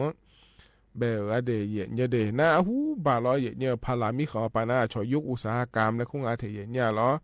หูบานาพลามิของปาก็ดูนะขอเนี่ยยุ่งมาดูมาลงงาหลัวล้อหูบายอมาขอเนี่ยทรยังไงเนี่ยมีคนเดินในทรยังไงเดย์พลามิของปาล้อเลยนี้คือคำหย่อนเนี่ยช่วยอย่าดาวตัวเราชอลงงาหลัวแล้วงานอะไรเนี่ยนี้น่ายอมาสร้างงานเธอรัฐบาลปาล้องามาก่อนนะที่นอนบินเราบินจะเสร็จแล้วน่าเกิดจีก็กอดยาขอเนี่ยเฮงเนาะสร้างงานรัฐบาลเราเกิดจีบิชบ้าหลัวจีจะญาโลจีญาโล หุบาอาชอมีของปาเลยก็งาล้อในเย็นนี้นั่นเท่านั้นจนปาก็ตัวเดือดไทยมีของเฮ้ยพอรู้เกิดงานในอย่างนี้เฮงานบิดาหมอนยาเลยแล้วรอเย็นเนียวเอาหุบาเดือดไทยมีของเราค่อยขอรู้ว่าจะล่างงานในโรงงานหุบาจะล่าหนาขอเนี่ยเธอมีเนี่ยรออาคนหนีผ้ายากูช่วยพอสอเดเฮงเงียหัวเราเนี่ยรัฐบาลเฮงนบิดาละงานเย็นเนี่ยให้เราเธอก็เนี่ยเย็นนี้ก็จะขอต้อนในโรงงานหุบาหลัวเดือรอเฮงเนาะก็ล่าหนาขอนี่ก่อนนะบินาเนี่ยรัฐบาลปานเนี่ยอาจจะบิชบ้าหลวงเดี๋ยวนี้แหละแล้วหัวรัวเจียจานะขอเนี่ยเหรอรัฐบาลป้าเจียเกิดหมดเดี๋ยวนี้เลยเฮงเนาะไอ้ยามก็เนี่ยจะกะเอกะก็เนี่ยเดียเนียวเดเธอมีเนี่ยรอเยเนียวเธอยังเฮมรัวอยู่ด้านหลังจังอ่ะเยเนียวมีเนี่ยเฮงเนาะก็แล้วนะอีกช่วงป้าก็ดูนะรอยกอันนั้นแล้วเกิดฐานเนี่ยก่อนนะบินาเยเนี่ยขอในราชการป้าก็ดูนะยังผมเนี่ยมาตัดเลยมีเนี่ยรอเฮงเนาะมายานางอ่ะเดเยเนียวเดไอ้ขอนี่เยเนียวอีน่าเยนี้เธอก็วันแรงงานแล้วคุยอันนั้นชาลาเนี่ยเธอเนี่ยก็จำจะขอโทษเดี๋ยวละคุยอีน่านางาลาแล้วเราเยเนียวราชการปามายานาเบอไอ้ขอเนี่ยเฮก็บาลาสิละคุยล้อวันนั้นอันนั้นหนาอาเจียมยานยาเยเนี่ยเธอก็เฮน่าก็ละจอนะขอนี่วันพื้นมงคลแล้วคู่ขอนี่พัชชาลาอันนั้นเดเพิ่งเงินนะราชการปาวันนั้นเนี่ยเดเยเนี่ยขอในบริษัทเอกชนปานะที่ก้านะขอนี่นานเนี่ยรอที่ก้านะขอนี่มานานเนี่ยเดยเนียเดแต่มีเนี่ยเฮนะขอเนี่ยแฮอินอกัดดูอจิมีเนี่ยรอที่อานายนาที่อานามายานาง่าแล้วเยเนียยุ่มแล้วรอเยเนียสิญาเนี่ยกัดดูเดแล้วจะกะเอกาดาเนี่ยในบิสิบิกาเลเดยเนียเดนะขอนี่ที่ก่อนแล้วน่าจะที่ก่ออินอนามาเผือกก็แล้วพระจะกะเอกาดาเนี่ยเยเนียอินอล้อเลยเยนี้นามาดิเซลกัดดูนะโกเชสดาดาลางาเดยเนียเดนั่นมาแกสฮอปาก็ดูนะเยชิงอาสดาเลดาลางาที่บาดตัวแพ้แล้วเลยเยนี้เธอมีแน่ล้อเยเนียวเฮก็เจมาเมื่อละคุยอีนอนะนามาดีเซลก็ดูกว่าเชสดาดาลามีแน่เชติบางาเชสดาเนี่ยองอาเดเยเนียวเดนั่นมาแกสฮอเทอมนะขอเนี่ยล้อE85เธอนะเยชิงอาสดาดาลามีแน่ล้อสุ่มเชนีบาวัวช่วยสดาเนี่ยองอาเยเนี่ยล้อแกสฮอE20เธอนะขอเนี่ยสุ่มเชสิบาเนี่ยองอาเดแกสโซฮอ95เถอะนะเชื่อบะร้อยเนียวนะแกสโซฮอ91เถอะนะเชื่อซุ่มบะโกเชื่อซุ่มสะดานในอ่างเดเฮทิเลียก็ดูและงานในเยนี้ที่มีในเฮนะคนในนามาเผยนุ่มอินอเราจิเผยดาล่างเดและเยเนียยุ่มและจะกะอากาศด้านไหนเลยเยเนียน่าสะสายก็เกาะเราเฮก็จะกะอากาศด้านไหนเฮนะเยเนียวอุเยอุชาชอเชื่อพอปันเนเดเยเนียวเดอุเยวิชาโชเชอปานในจากการเอกาเฮนะขอนี่ล้อเยเนี่ยเธออาคานึงสอเนี่ยละต่อปาเลกังเราอินะแฮอันนติล้อเลยนี่อาคานึงสอเนี่ยละต่อปาก็ดูนะขอเนี่ยเดือไทยมีคนเนี่ยละต่อปาอุเยเจนาเยยังอาชีเจเยเนี่ยล้อที่ยาบิมแลกังเงเช่นนี่เชบิมก็เนี่ยละแล้วเยเลยเนี่ยยังอาจจะเดเฮอาคานึงสอเนี่ยซอแพนี่เนาะอายามเดนะอันงาโกงคงเนี่ยที่ปวดแล้วพยายามเลยเจเยเนี่ยล้อ你签的签表跟你讲呢，就来包括你的那个的，来头来这个一个月呢咯，和那可能到道路和个你几月你来长久，哎呀，和了会咯，这个一个但那那必须比较的，和个nào呢，老爷你到车体表那个怕那还大么的，哎呦，มีส่วนในชาติชาติเนี่ยการเนี่ยแหละมาเอโดเผอแล้วงา咯ที่เขาล้วนนะฮะเบียดามา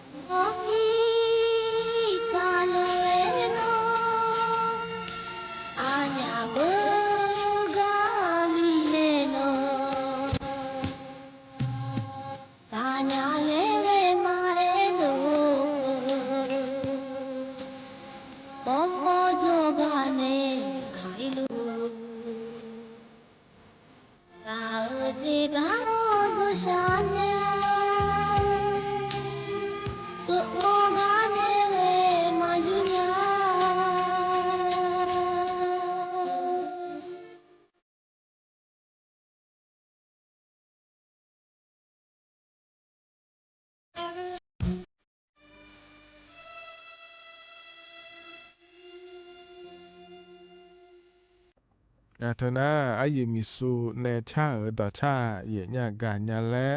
มาแอโดเพอและงานรอนะหาเปียวดูยกานาลัวเดเยเนียวเฮกันเนนะอายามคาเจลาเฮลอเชญิเพิ่มยานิงาเดอายชาบินะหาตามานิมเจอก็พอในบินาได้หุ่มน้าคนในตะกะอาคาภูมาในบินเนี่ยแม่ก็เหลียวลองกับกูในแม่เย่เนี่ยหุ่มอายามข้าจะเล่าหรือว่าเพราะบินาหาดาเนี่ยเราก็อีมาอุจิยุไม่ได้ข้านึกสอก็ดูอายุมีดอนเนี่ยถอนเจนเนาะ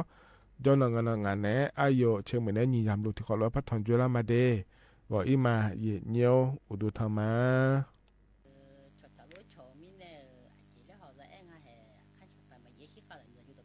呀，起码到过去也人都还有那了。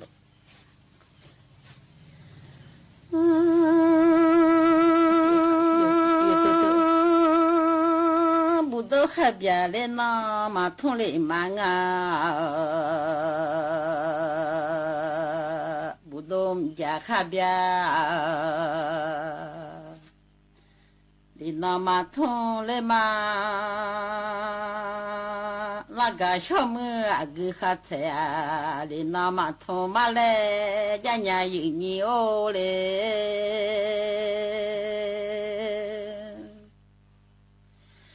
啊后到大山路外面嘞。阿虎皮内到大山，阿虎皮从草帽到大，路外面草马要你来啊，草马要你后爸妈妈来你老面的。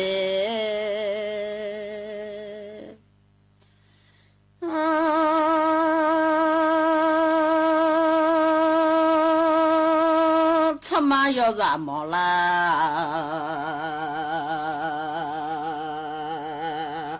带来嘛多他妈要你毛啊嘛喂，你老面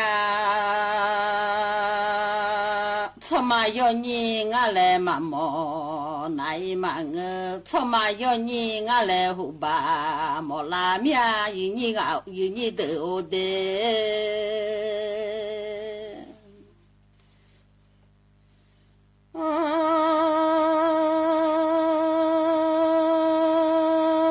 他妈要你呀，他妈要你呀子，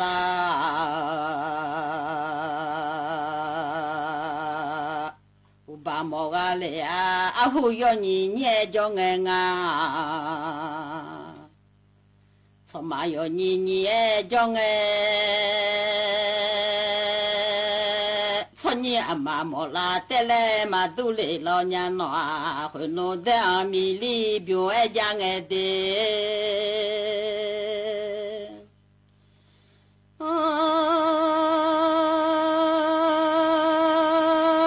弄哈罗的阿米里表爱，哈啥子的阿米。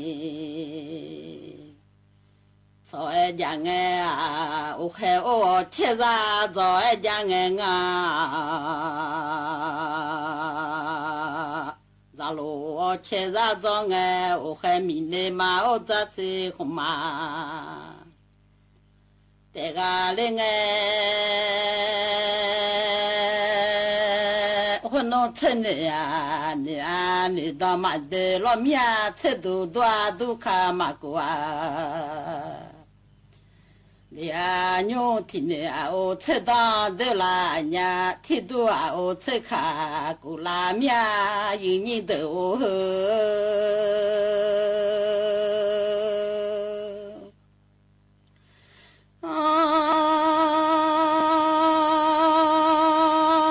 要啥啥哎，啊，吃路哎家哎，天农天家能嘛。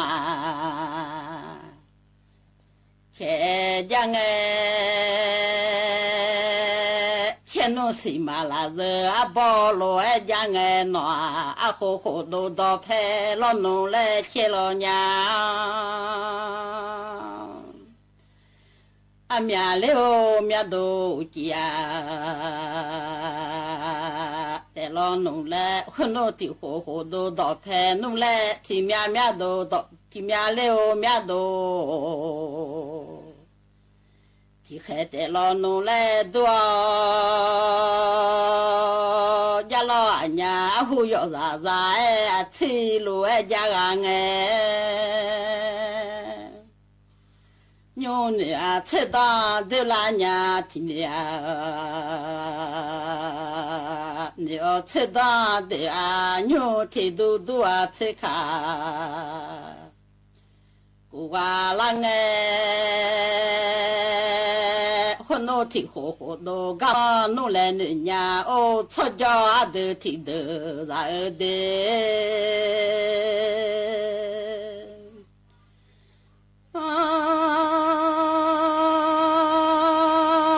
ที่เมียเลวเมียโดยอขาโนแลนอาโหลอมาขอลอโนลาลอมาเดเดลอเมียลอมาเกลอนัวสิลอมาอเลอาที่โหข้อที่เทเดลาเมียลอ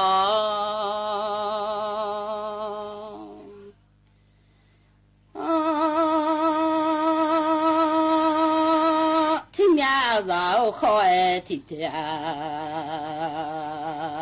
งคนโนโหโดญาแลลาตุมาลาเมียลอยอุมาโดเลญาแลลาตุมาลาเมียโอเมียโดญาแลลาเญมาทา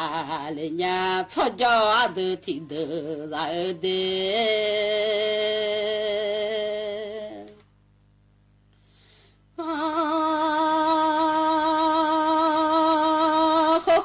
เราเนี่ยแลละลอ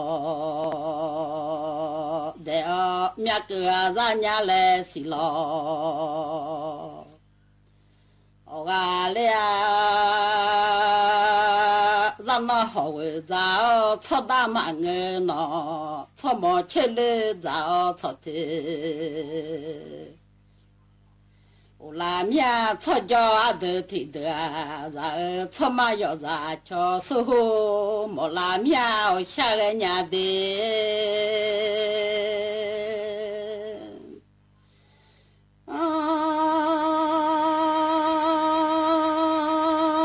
ชอมายอญิงอะเล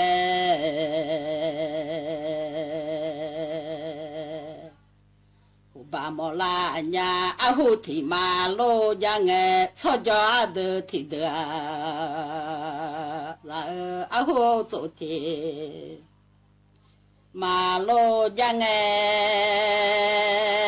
อะดึมาโซมอกะซามายาอะดึมาโทมออะดอมาจาเลเนียอะตึชอดอเดเลโลเอทัวโลเอนออะตึมาโซมอกะซามาจาเลลอญา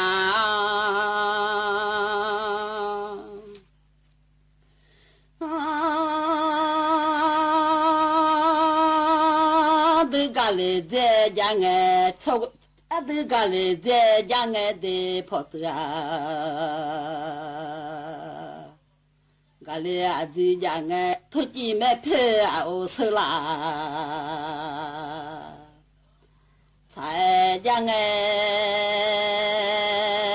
มาทุมอชอดอยองเอมาจาโลเออะตึมาโซมอกะซามาจาเลลอญา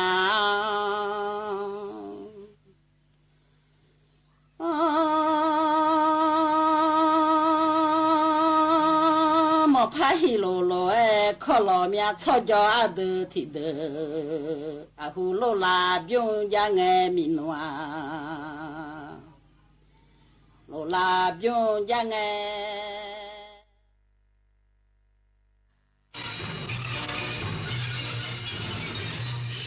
สถานีวิทยุกระจายเสียงแห่งประเทศไทยและเครือข่ายทั่วประเทศเสนอข่าวต้นชั่วโมงรู้เร็วรู้จริงเกาะติดทุกสถานการณ์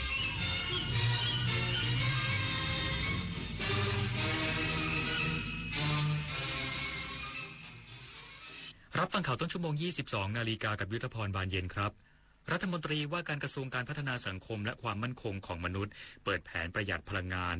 อีกสักครู่กลับมาติดตามรายละเอียดครับดุจตะวันผู้จันฉายประกายล่าพระราชาราชินีศรีสยามวันราชาพิเศษสมรสปรากฏงามเทิดพระนามสองพระองค์ทรงพระเจริญด้วยเกล้าด้วยกระหม่อมขอเดชะข้าพระพุทธเจ้าคณะผู้บริหารข้าราชการและเจ้าหน้าที่สถานีวิทยุกระจายเสียงแห่งประเทศไทยกรมประชาสัมพันธ์93 ปีกรมประชาสัมพันธ์จากจุดเริ่มต้นของการสื่อสารภาครัฐสู่บทบาทสำคัญในการเชื่อมโยงรัฐกับประชาชนมุ่งนำเสนอข้อมูลข่าวสารที่ถูกต้องเข้าถึงง่ายเชื่อถือได้สื่อสารความจริงสร้างความเข้าใจเคียงข้างประชาชนก้าวสู่ยุค OTT อนาคตการสื่อสารยุคใหม่อย่างสร้างสรรค์และยั่งยืน3 พฤษภาคม93 ปีกรมประชาสัมพันธ์พามาจับไต่ AI ภาพและคลิปที่เห็นเป็นเรื่องจริงหรือ AI สร้างบางรูปบางคลิปก็สมจริงจนหลายครั้งแทบแยกไม่ออกแต่เดี๋ยวก่อนยังมีจุดที่ช่วยให้จับผิดได้สังเกตนิ้วมือบิดเดียวผิดธรรมชาติใบหน้าสมมาตรเกินจริงผิวเนียนเกินไปเหมือนพลาสติกแสงและเงาไม่สัมพันธ์กันตัวหนังสือเพี้ยนเหตุการณ์เกินจริงจนน่าสงสัยก่อนแชร์ก่อนเชื่อก่อนตกใจหยุดดูให้ชัวร์อีกครั้งแสนอาลัยสมเด็จพระพันปีหลวงไทยทั้งปวงหมองมนกลร่ำให้พระผู้เสด็จสู่ฟ้าสวรรคาลัยแนบดวงใจตามพระบาททุกชาติภพปวงประชาน้อมสำนึกในพระมหากรุณาธิคุณเป็นล้นพ้นอันหาที่สุดมิได้ข้าพระพุทธเจ้าคณะผู้บริหารข้าราชการและเจ้าหน้าที่สถานีวิทยุกระจายเสียงแห่งประเทศไทยกรมประชาสัมพันธ์รัฐมนตรีว่าการกระทรวงการพัฒนาสังคมและความมั่นคงของมนุษย์เปิดแผนประหยัดพลังงานและเร่งติดโซลารูฟท็อปครอบคลุมศูนย์สถานบ้านนิคมทั่วประเทศนายนิกร โสมกลางรัฐมนตรีว่าการกระทรวงการพัฒนาสังคมและความมั่นคงของมนุษย์กล่าวว่าจากสถานการณ์ความไม่สงบในภูมิภาคตะวันออกกลางส่งผลกระทบต่อราคาของพลังงานที่สูงขึ้นทำให้ค่าครองชีพของประชาชนทั่วโลกสูงขึ้นรวมถึงประเทศไทยกระทรวงการพัฒนาสังคมและความมั่นคงของมนุษย์จึงดำเนินมาตรการลดใช้พลังงานภาครัฐอย่างต่อเนื่องโดยเฉพาะการติดตั้งโซลาร์รูฟท็อปได้เริ่มดำเนินการติดตั้งแล้วตั้งแต่ปี 2567 ในหน่วยงานสังกัด 44 หน่วยงานจากทั้งหมด 303 หน่วยงานและอยู่ระหว่างการพิจารณาของกองทุนพัฒนาไฟฟ้าสำนักงานคณะกรรมการการกำกับกิจการพลังงาน 11 หน่วยงานทั้งนี้ยังได้เร่งรัดให้หน่วยงานสังกัดศูนย์สถานบ้านนิคมในพื้นที่ทั่วประเทศช่วยการส่งเสริมการใช้พลังงานสะอาดและพลังงานหมุนเวียนเพื่อลดผลกระทบต่อสิ่งแวดล้อมโดยเฉพาะการติดตั้งโซลาร์รูฟท็อปเพื่อช่วยลดภาระค่าใช้จ่ายของหน่วยงานและเป็นหลักประกันความมั่นคงทางพลังงานในระยะยาวนิตยาคุณสิมรายงานสำนักงานตำรวจแห่งชาติร่วมกับสำนักงานสอบสวนกลางแห่งสหรัฐอเมริกาเปิดขบวนการหลอกลงทุนคริปโตเคอเรนซีข้ามชาติพร้อมเร่งประสานความร่วมมือกับตำรวจทั่วโลกสกัดกั้นอาชญากรรมข้ามชาติไร้พรมแดนพลตำรวจตรีจตุรพัฒน์พิรมแก้วผู้บังคับการกองการต่างประเทศและในฐานะรองโฆษกสำนักงานตำรวจแห่งชาติกล่าวถึงแถลงการจากสำนักงานสอบสวนกลางแห่งสหรัฐอเมริกาหรือ FBI เกี่ยวกับความสำเร็จในปฏิบัติการทลายเครือข่ายอาชญากรรมทางเทคโนโลยีระดับโลกโดยเป็นการบูรณาการความร่วมมือระหว่าง FBI สำนักงานตำรวจดูไบกระทรวงความมั่นคงสาธารณะของจีนกองการต่างประเทศและสำนักงานตำรวจแห่งชาติได้ร่วมการสืบสวนขยายผลจนนำไปสู่การจับกุมผู้ต้องหารวมกว่า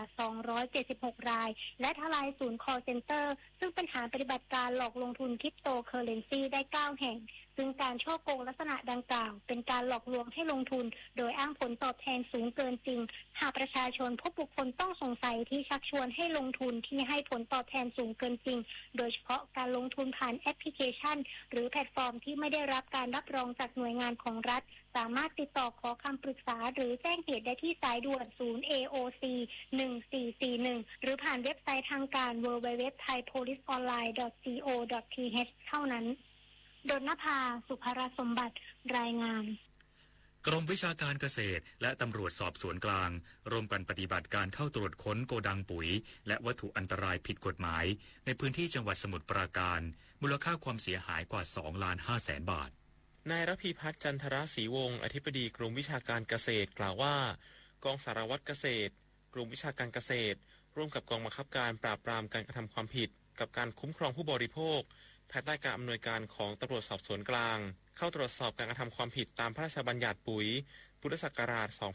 2518 ในพื้นที่ตำบลคลองสวนอำเภอพระสมุทรเจดีย์จังหวัดสมุทรปราการผลการตรวจสอบพบผลิตภัณฑ์ปุ๋ยที่เข้าข่ายต้องขึ้นทะเบียนแต่ไม่ได้ขึ้นทะเบียนจำนวน 10 รายการและผลิตภัณฑ์วัตถุอันตราย 1 รายการรวมของกลางทั้งสิ้น 11 รายการมูลค่าความเสียหายกว่า 2,500,000 บาทโดยเจ้าหน้าที่ได้อายัดของกลางทั้งหมดไว้ณสถานที่ตรวจค้นพร้อมเก็บตัวอย่างผลิตภัณฑ์ 11 ตัวอย่างส่งตรวจวิเคราะห์ที่กรมวิชาการเกษตรเพื่อยืนยันคุณภาพและสถานะทางกฎหมายตลอดจนรวบรวมพยานหลักฐานเพื่อดำเนินคดีตามกฎหมายต่อไปทั้งนี้กรมวิชาการเกษตรเน้นย้ำช่วงที่ปุ๋ยมีแนวโน้มขาดแคลนและมีความต้องการสูงขอความร่วมมือผู้ประกอบการปฏิบัติตามกฎหมายอย่างเคร่งครัดและไม่ฉวยโอกาสเอาเปรียบหรือหลอกลวงเกษตรกรด้วยการจำหน่ายสินค้าที่ไม่ได้มาตรฐานจะส่งผลกระทบต่อทั้งผลผลิตและความเชื่อมั่นของภาคเกษตรโดยรวมชวนันท์มาลีรายงาน1 คนลดน้อย100 คนลดมากรวมพลังทางชาติไทยไม่ขาดพลังงาน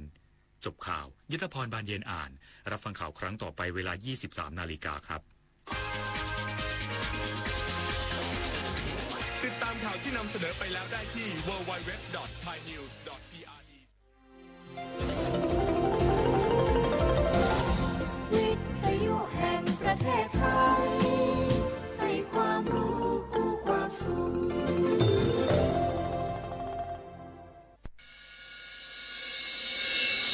สถานีวิทยุกระจายเสียงแห่งประเทศไทยจังหวัดเชียงใหม่ AM 1476 กิโลเฮิรตซ์สถานีวิทยุภาคภาษาชาติพันธุ์แห่งเดียวในประเทศไทยที่มีความทันสมัยเชื่อถือได้สร้างอัตลักษณ์กลุ่มชาติพันธุ์สู่สากล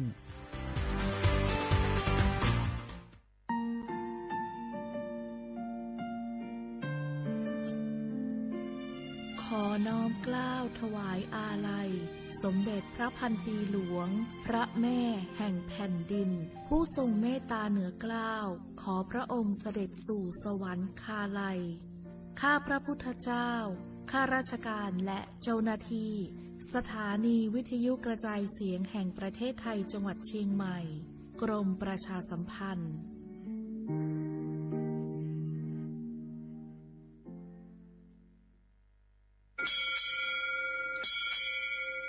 โอโบดะจ้าโอเมชอเปอร์เหมือซุงคาปอกว่าย้อซงปดูธรรมาสถานีวิทยุภาษาชาติพันธุ์แห่งเดียวในประเทศไทยทันสมัยเชื่อถือได้แล้วพบกันที่สวทเชียงใหม่ AM 1476 กิโลเฮิรตซ์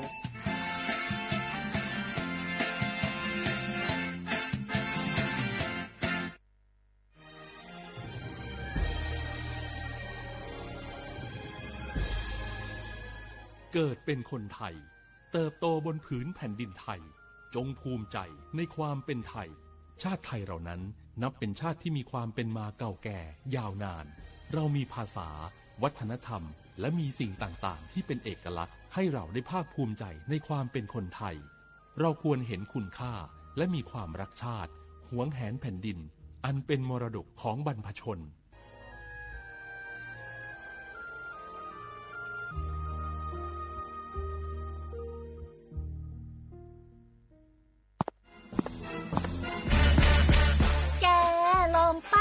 กลิ่นหอมเหมือนขนมหวานที่สำคัญไม่เหม็นเอาเป้าหยุดเลยนะแกรู้ปะว่าในนั้นน่ะนิโคตินเพียบเลยนะนิโคตินในบุหรี่ไฟฟ้ามันทำลายสมองส่วนการเรียนรู้นะแกยิ่งสูบสมาธิยิ่งสั้นความจำก็แย่ลงแถมยังเสี่ยงเป็นโรคปอดอักเสบเฉียบพลันอีกจริงดิแต่ควันมันก็ไม่เหม็นแถมไม่มีกลิ่นติดตัวด้วยโอ๊ยถึงไม่มีกลิ่นติดตัวแต่สารเคมีโลหะหนักเพียบสูบแล้วเหนื่อยง่ายออกกำลังกายหรือซ้อมเต้นแป๊บเดียวก็หอบและเสียสุขภาพหมด อย่าให้บุหรี่ไฟฟ้ามาทำลายอนาคตและสุขภาพของคุณฉลาดเลือกฉลาดใช้ชีวิตไม่ตกเป็นเหยื่อบุหรี่ไฟฟ้าด้วยความปรารถนาดีจากสำนักงานประชาสัมพันธ์ที่ 3 กรมประชาสัมพันธ์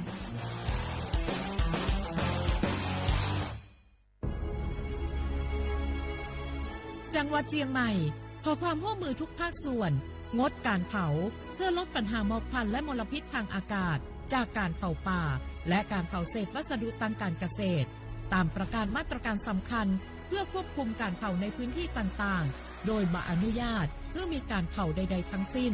เพื่อเป็นการลดมลภาวะจากฝุ่นละอองขนาดเล็ก PM 2.5 ตั้งแต่1 มกราคมถึง31 พฤษภาคม 2569หากจำเป็นสามารถลงทะเบียนขออนุมัติผ่านระบบไฟล์ดีดหรือเบิร์นเช็คฝ่าฝืนต้องระวังโทษจำคุกและปรับหรือทั้งจำทั้งปรับจังหวัดเชียงใหม่ส่งเสริมการใช้เทคโนโลยีในการจัดการขยะและเศษวัสดุทางการเกษตรเพื่อลดการเผาในอนาคตและสร้างสภาพแวดล้อมที่ดีขึ้นในระยะยาวหากพบเห็นการเผาในพื้นที่ห้ามเผาหรือพบผู้กระทำผิดสามารถแจ้งข้อมูลได้ที่053-112-808 หรือ 191 ตลอด 24 ชั่วโมง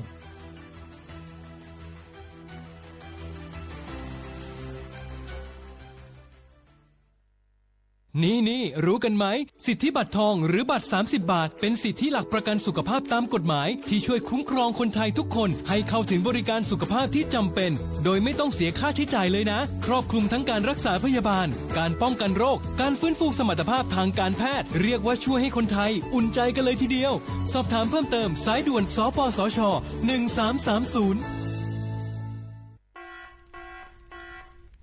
จ่องหู้คาหือปอดห่องจึงไทยพบทบยาปัญหาการเผาสูงแห้งเตอร์หรือเส10 ล้านไห้โคปากมัน90%ไผ่ไม่ป่าเถินนั่นลูกตีกัวนอขาเผาหาตั้งกินตั้งย่ำอย่าในเถินคือแลกการเผาไว้หรือเสเหตุการให้การสนอำว่าได้เป็นเพิงต้นเข้ากับอันผูกเลี้ยงตัวสัตว์นั่นในเยาค่ะเป็นปัญหาเฮ็ดให้เกิดหมอกควันก้อง PM 2.5 เป็นเพเฮ็ดให้ตุ้มเตอถึงป้ายอยู่ลีเฮาค่ะอาสาเข้าคาก็ติปอดตุ้มเตอถึงตั้งเป็นปอดตั้งเป็นแก่นสาตั้งเป็นหัวใจและลูกไหวไหลในค่ะห้องการป้ายทรายและเทคโนโลยีตั้งเมืองจึงไทยย้อนผิดหมอกให้พ่อแม่พี่น้องเขากึดลือการเผาปันจันล้มแสนเซออันลีตาลูกตาลานเฮาค่ะจอมตอนโครงการวางแผนการเจอตีลินตาเตลดย่อมฝุ่น PM 2.5 เลยตั้งมุมมองไฮรีเซวชสำนักงานวิจัยแห่งชาติ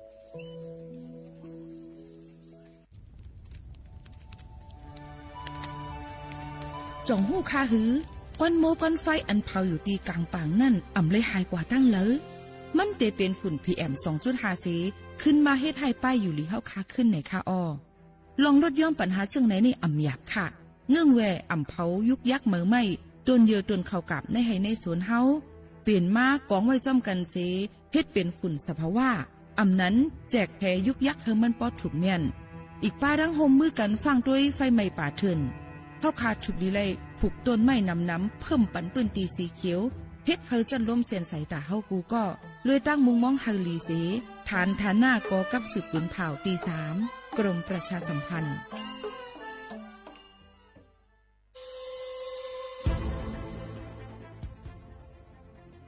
ย้อนผิดหมอกพี่น้องเขามาโฮมเป็นจุ้มเหลียวกันดังเจดอนเก้งใหม่โฮมกันแกลิดปัญหาไฟไหม้ป่าเถินหมอกก้อนก้องก้อนมูและฝุ่นเล็กๆ PM 2.5 ค่ะสั่งว่าทั่วพันไฟไหม้กับสืบกว่าตึงลาดไลดีอองตีแกลิดปัญหาไฟไหม้ป่าเถินและหมอกก้อนเจดอนเก้งใหม่หมายฟ้น0531128008ในค่ะเจดอนเก้งใหม่ค่ะออกปักเปิงหมายมีเฮกังแกลิดปัญหาหมอกควันก้องควันโมและฝุ่นเล็กๆ PM 2.5 เนื้อปืนตีเลยอันอ่ำเลยคว้างเฮาเผาผ่านมาดีแอปพลิเคชันไฟดีห้ามเผากำเร็วในนั้นค่ะอย่าไปเผาล้าอ่ำว่าได้เป็นตีกลางปางอองตีห้ามเผาเกยยุกยักไม่ตอกกูอันในค่ะแต่เอาวันที่1 เดือน 1อิงเกรด2 เหงปลาย26ต่อถึง วันที่31เดือน5 2เฮงปลาย26ในผู้เหลอเผอเฮ็ดผิดปักเปิงเตญาตัวตามตั้งผิดจำหนังปักเปิงหมายมีกำเหลวในนั้นค่ะโดยตั้งมุมมองไฮลีเซห้องการฐานฐานาก่อกับสืบเจดอนเก้งใหม่มาโฮมเป็นจุ่มเหลวกันดั้งเจดอนเก้งใหม่โฮมกันรักษาสภาวะฟิงตื้นเป็นเฮ็ดให้จันล้มถวยเจออันลีต้องฟ้าแสนเสออ่ำมีหมอกกวนกองกวนมู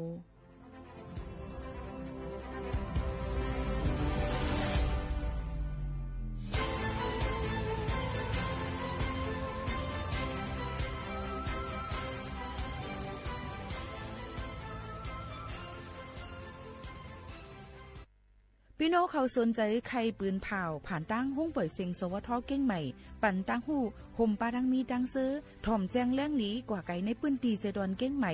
กับสืบมาเลยดีสวทเก้งใหม่หมายฟ้น053-276-068และ0922468579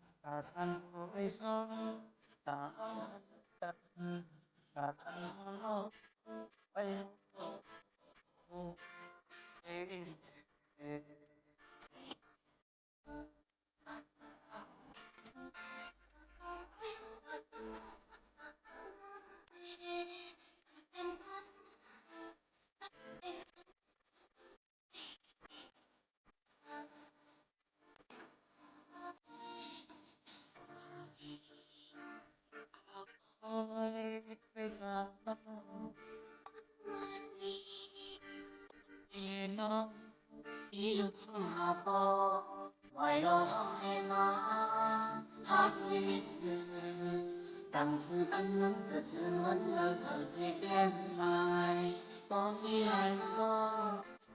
em đã thằng đi học nó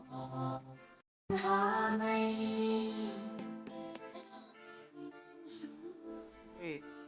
bé xứ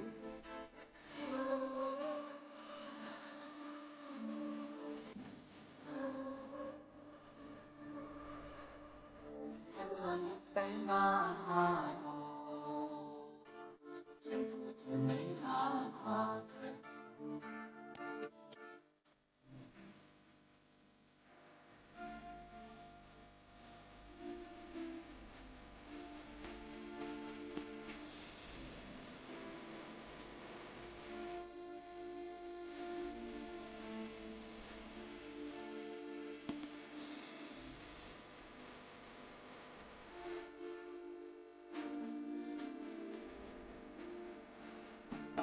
ôi biết sân thấy nó bằng hàng đường này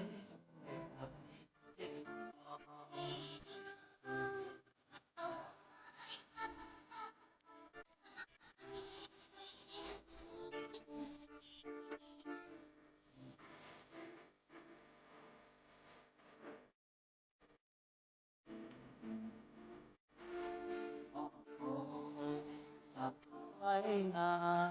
à san hối sông ta ăn san quay hông phu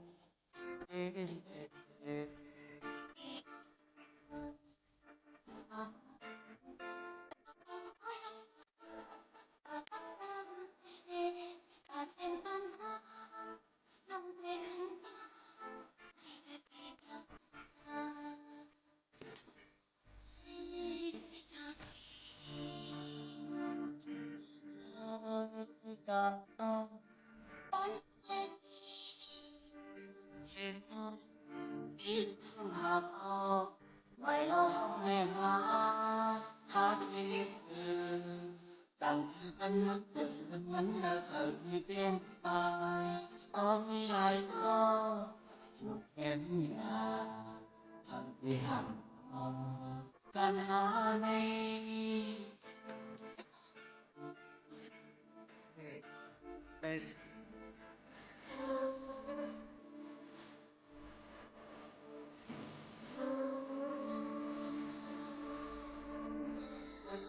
cái nó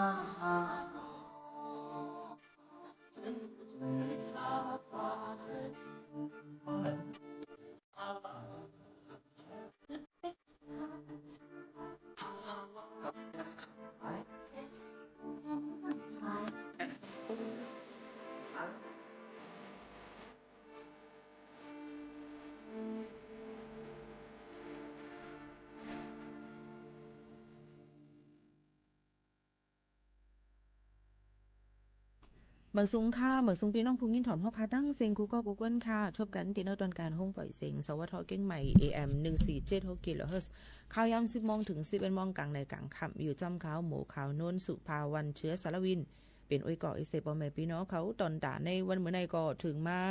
ในวันศุกร์ที่1เดือน5 2เฮงปลาย26ปีพุทธศักราช2เฮง5ปากปลาย69ปีใต้2เฮง1ปากปลาย20ปีก็จะ1เฮง3ปากปลาย88คู่ถึงมาเหลือน6เหมือน1คำในวันเมื่อในซ้ำได้เป็นวันอัน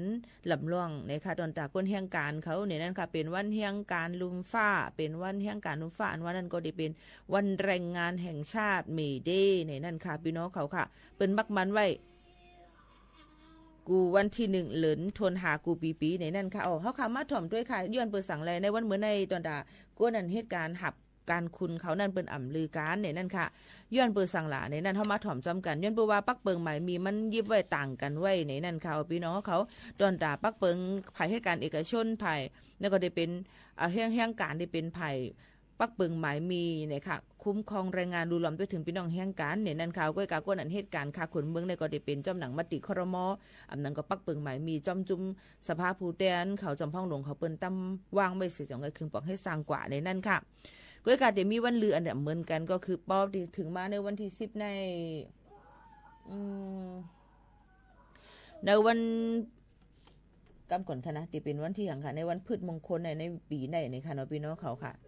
ในวันปีในเนี่ยค่ะมันก็จะเป็นวันพืชมงคลในนั่นค่ะก็จะเมียนญาเนอ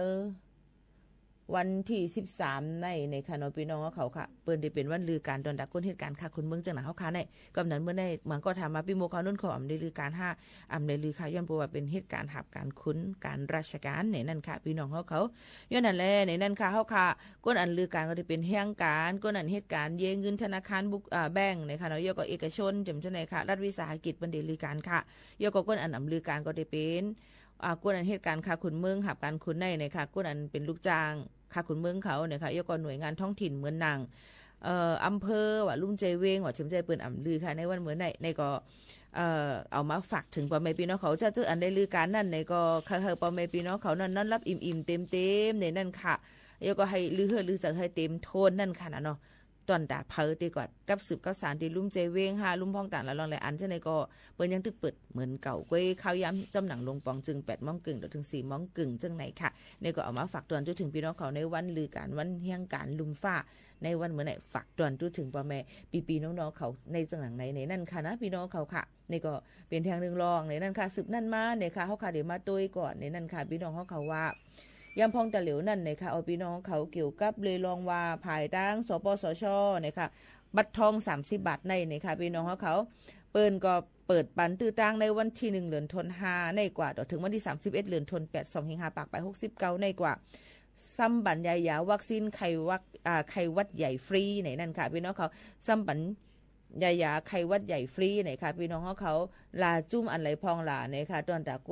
ก้นไทยอันมีสุนตอนตาได้ยดยาอำได้เสียงกาจ่ายวันเนี่ยนั่นค่ะพี่น้องเขา30 บาทในเนี่ยค่ะเยอะก็ผู้เลยเผาได้มีสุนกับซ้ำยาฟรีล่ะตอนตา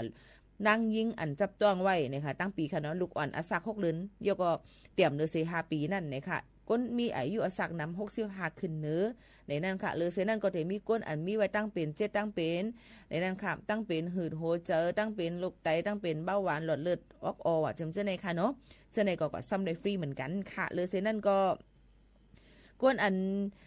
มีไว้ตั้งเป็นเลือดจางทาลัสซีเมียในนั่นค่ะพี่น้องเขาค่ะเยอะกว่าก้นอันมีเจอไว้ HIV ในนั่นค่ะเนาะเยอะกว่าก้นอันมีตั้งเป็นปีว่าจำเจ้าไหนเยอะกว่าก้นอันเป็นตุคิต้าตั้งออกว่าเนี่ยช่วยเหลือตัวเจ้าก็อำไลว่าจำจะได้เป็นก็ซ้ำยาปันฟรีเนี่ยค่ะก้อยการลาด้วยก่อนนะยาวัคซีนในค่ะพี่น้องเขาเพราะว่ามีขยำตัวตันกว่าซ้ำยากันเนี่ยค่ะย้อนปูว่ามันมีไว้เป็นเดจำวางไว้มีหมอกขนาดก้อยเนี่ยจำกัดนั่นค่ะพี่น้องเขาค่ะฮับเลยตีเลยล่ะกว่าซ้ำยาวัคซีนเลยตีเลยล่ะวัคซีนไข้หวัดใหญ่ฟรีอันว่าในนั่นค่ะก็เตมีตีห้องยารัฐบาลเนี่ยค่ะห้องยารัฐบาลค่ะยกห้องยาส่งเสริมสุขภาพตำบลรพสตเนี่ยค่ะเอาพี่น้องเขายกศูนย์บริการสาธารณสุขในพื้นที่กทมยกเดี๋ยวมีดีคลินิกชุมชนอบอุ่นค่ะยกองดีสถานพยาบาลตามสิทธิ์รักษาเป็นประจำอำนั้นก็วัดไว้ท้องเฮาขานั่นก็ยดยาอะไรเป็นตาสิจังนั้นค่ะเนาะเพิ่มเติมกว่ากดทัดด้วยลองศูนย์ในศูนย์เปลี่ยนเฮาค่ะเพิ่มเติมอะไรในการผ่านตั้งแอปพลิเคชันเป๋าตังในนั่นค่ะเข้ากับที่เมนูกระเป๋าสุขภาพนะคะยกลกศูนย์เหตุการณ์ตั้งเป็นในนั้นค่ะเปิ้นก็ติรัดปันอำนั้นก็กับสืบก่อนและที่หมายเฟิร์นฮิปเน็ตสปสช1330ก็ไหลเหมือนกันอำนั้นต้องทำกว่าที่ ห้องตียศยาที่สำเฮาค่ะกว่ายศยานั่นก็เลยเหมือนกันในนั่นค่ะอันนี้ก็เปิ้นลัดเกี่ยวกับไปลองว่าก้นอันมีดังเปลี่ยนจับตัวไว้เสมีไว้วัดไว้30 บาทในตอนดะแห่งการยันเมืองนั้นได้ก็มาปีหัวเขานั่นจะขึ้นกับตองถามสิขึ้นมาบอกต่อแต่คันนี้ปันปอแม่พี่น้องเขาเถียงกำหนึ่งจังไหนค่ะเนาะแล้วก็บางทีเปิ้นก็ได้สัมยาบันลูกอ่อน5จำเจนก้นเฒ่า5จังหนังในค่ะฟรีกำนำบ่เป็นอาสักไว้ข่าวยามเหตุการณ์เมื่อพ้องอายุอาสักตาในได้ก็เปิ้นก็ดีเสียงกามันเนี่ยค่ะหมอก1เฮงต่อถึงเฮง5ปักต่อถึง2เฮงจังไหนค่ะเนาะเงินไทยเนี่ยค่ะพี่น้องเขาค่ะอันนี้ก็อยู่ดีว่าเฮาค่ะดีกับห้องยาตีแล้วเต็มจังหนังไหนค่ะอ๋อในก็ฝากตอนถึงกันเกี่ยวกับไปลองว่าลองยาวัคซีนไข้หวัดใหญ่นะคะพ่อแม่พี่น้องเขาค่ะแล้วก็มีเทียงอันนึงในนั่นค่ะเกี่ยวกับเลยลอง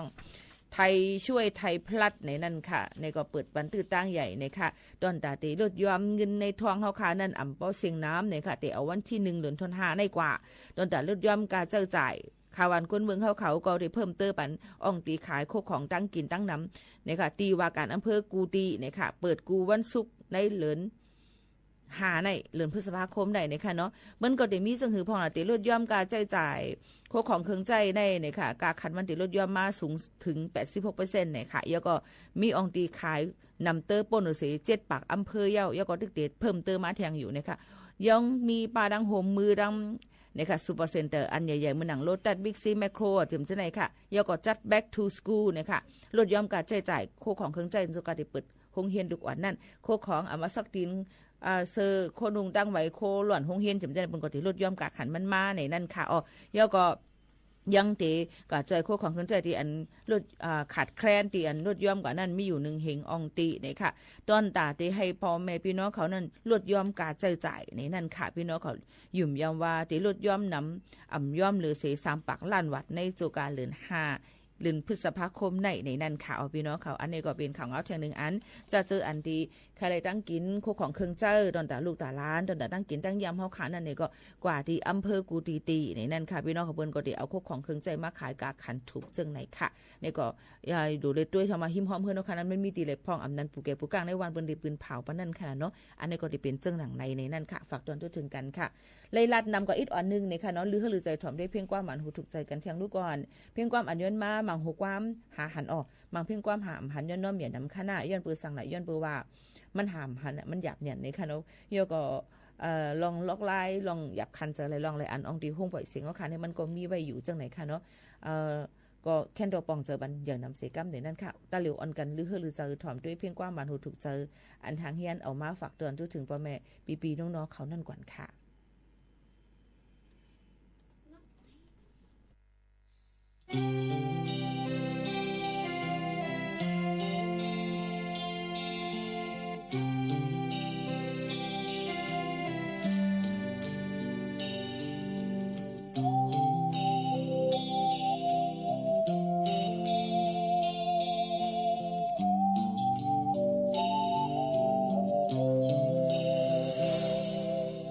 ด้วยหิมเฮินก่อหันหกหาม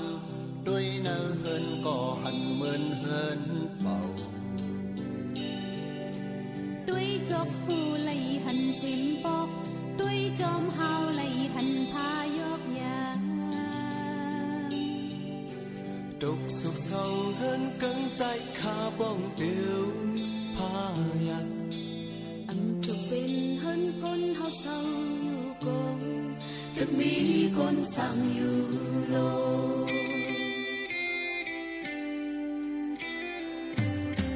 โอวันตกก็สิ่งเจ้าเฮินปันหมอมาแก่กังมุกไฟ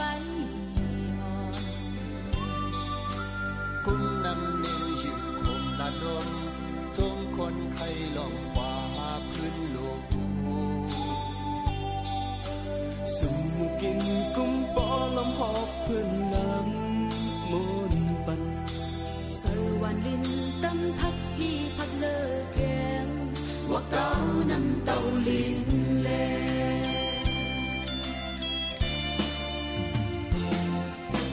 หันหลังในลุกตีละมาลุกตีโหแสงสีมา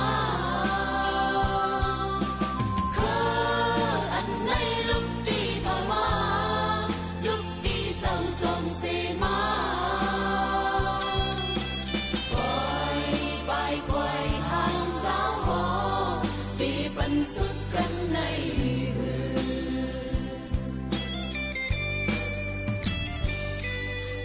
ก้นเจอดึกดิบอยู่โดคีมีนาคงหลบไปสิ้นสุดหมอมีพรบุญญาตาจึงแค้นเห็นลอยายาเสือโฮมกอกเดียวผัดขึ้นคงเพชรขันไว้กาเลยก็มองมาตากว่าแกขึ้นเคยสุ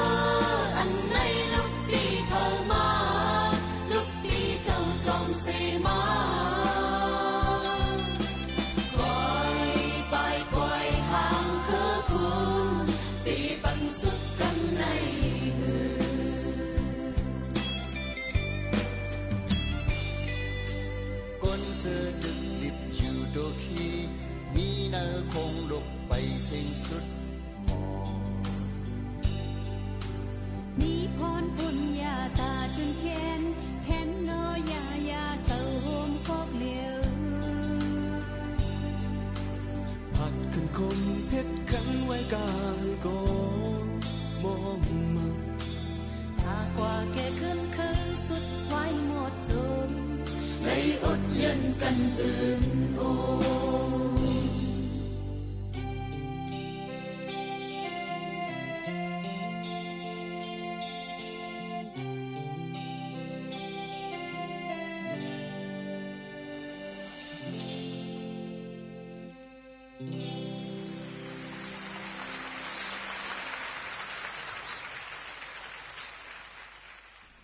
ยาแก้ในค่ะ1เพลงความค่ะห้องโฮมกันไว้หลายๆก็ในค่ะเราจะต่อไปวัน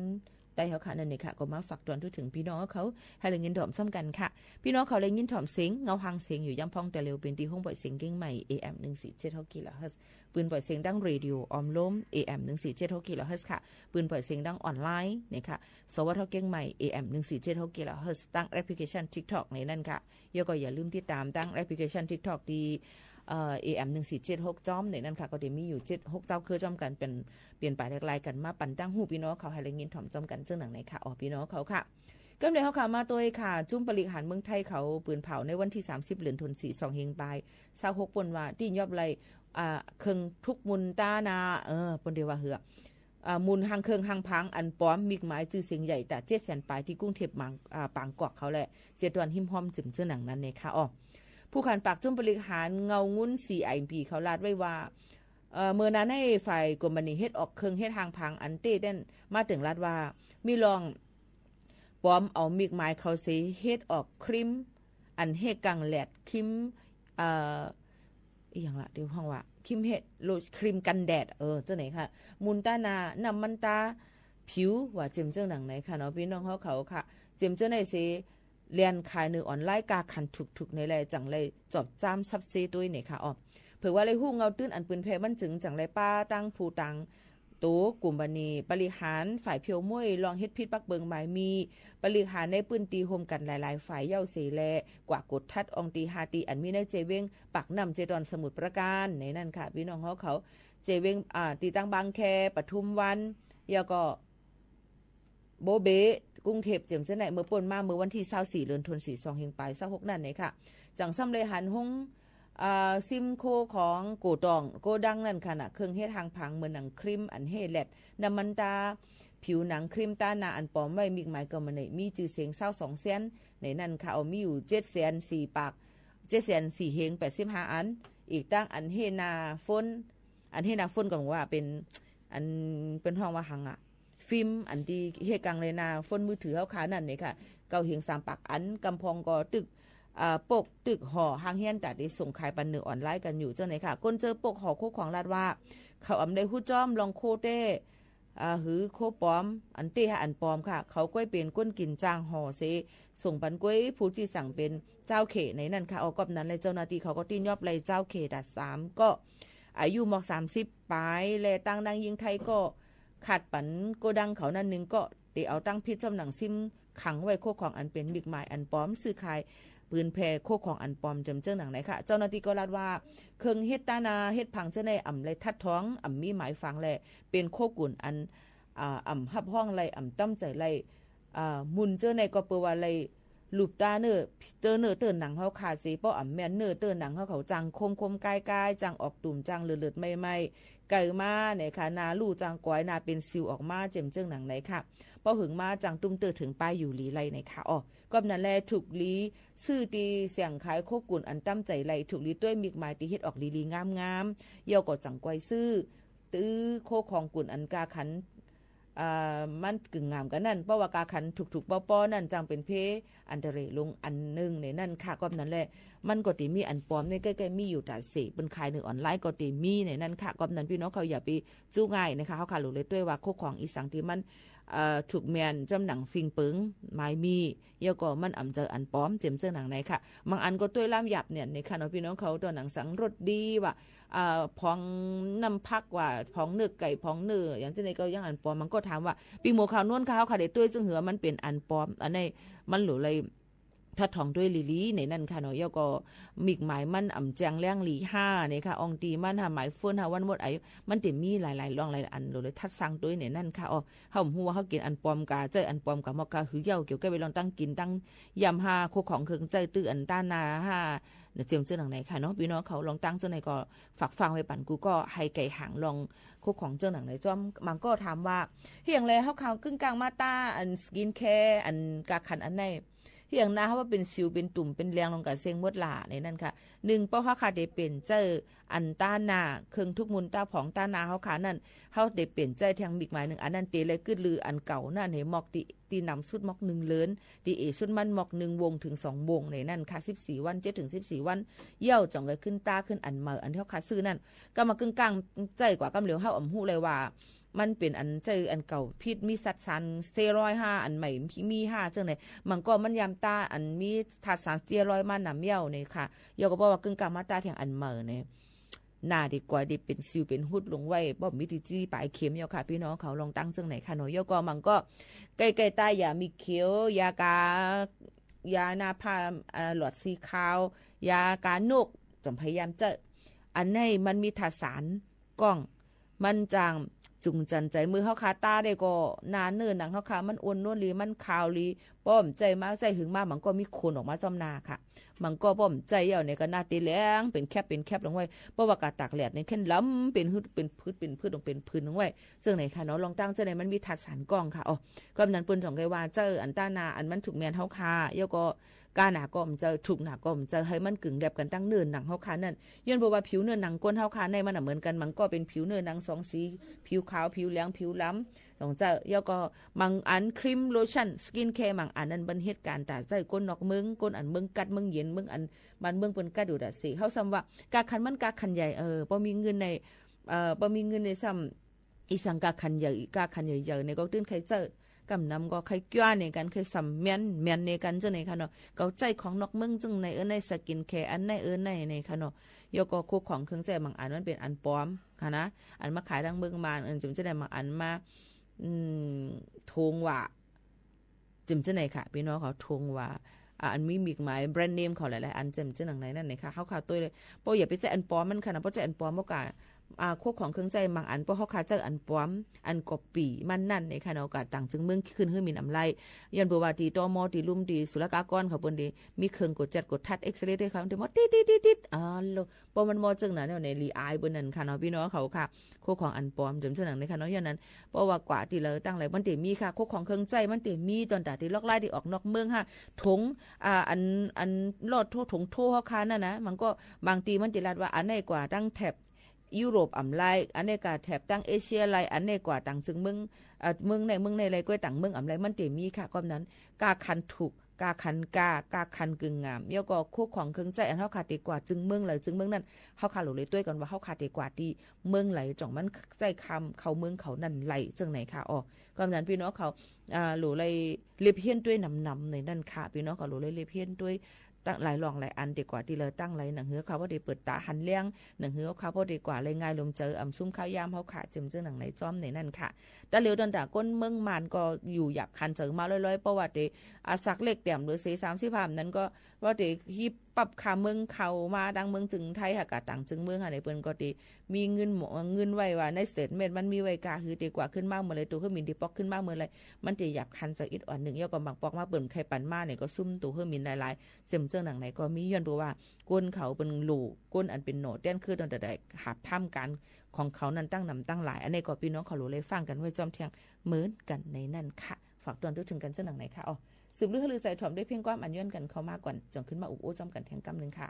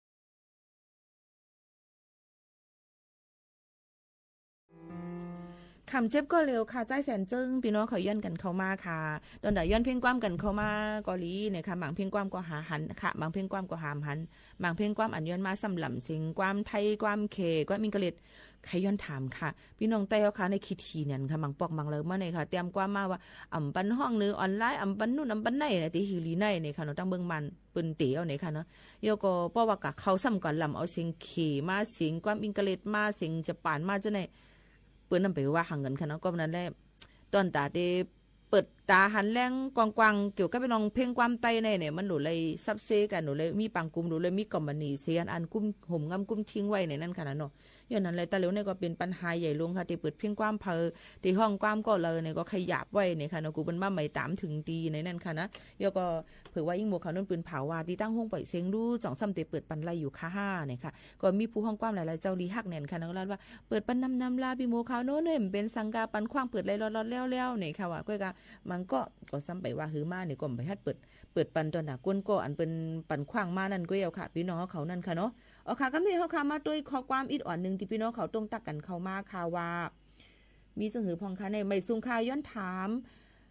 ามวัด10 ปีลูกอ่อนออกโค้งเฮียนยาวอาสัก16 ปีจ่องเลยกว่าย้อนไว้ขว้างเหตุการณ์ค่ะไว้เหตุการณ์ลูกอ่อนอาสัก16 ปีอ่ำถึง18 ปีอ่ำปันเหตุค่ะย้อนไปว่าเป็นการใช้แรงงานลูกอ่อนการใจเฮี้ยงการลูกอ่อนในค่ะพิษปักเบิงใหม่มีค่ะอาสัก18คือเนือจ่องไกเฮ็ดไว้ขว้างเหตุการณ์ไลคาออบ่อ่ำถึง18ในอ่ำเฮ็ดไลคานะพี่น้องเขาค่ะในย้อนบอกรัดปันอิดอ่อนนึงค่ะ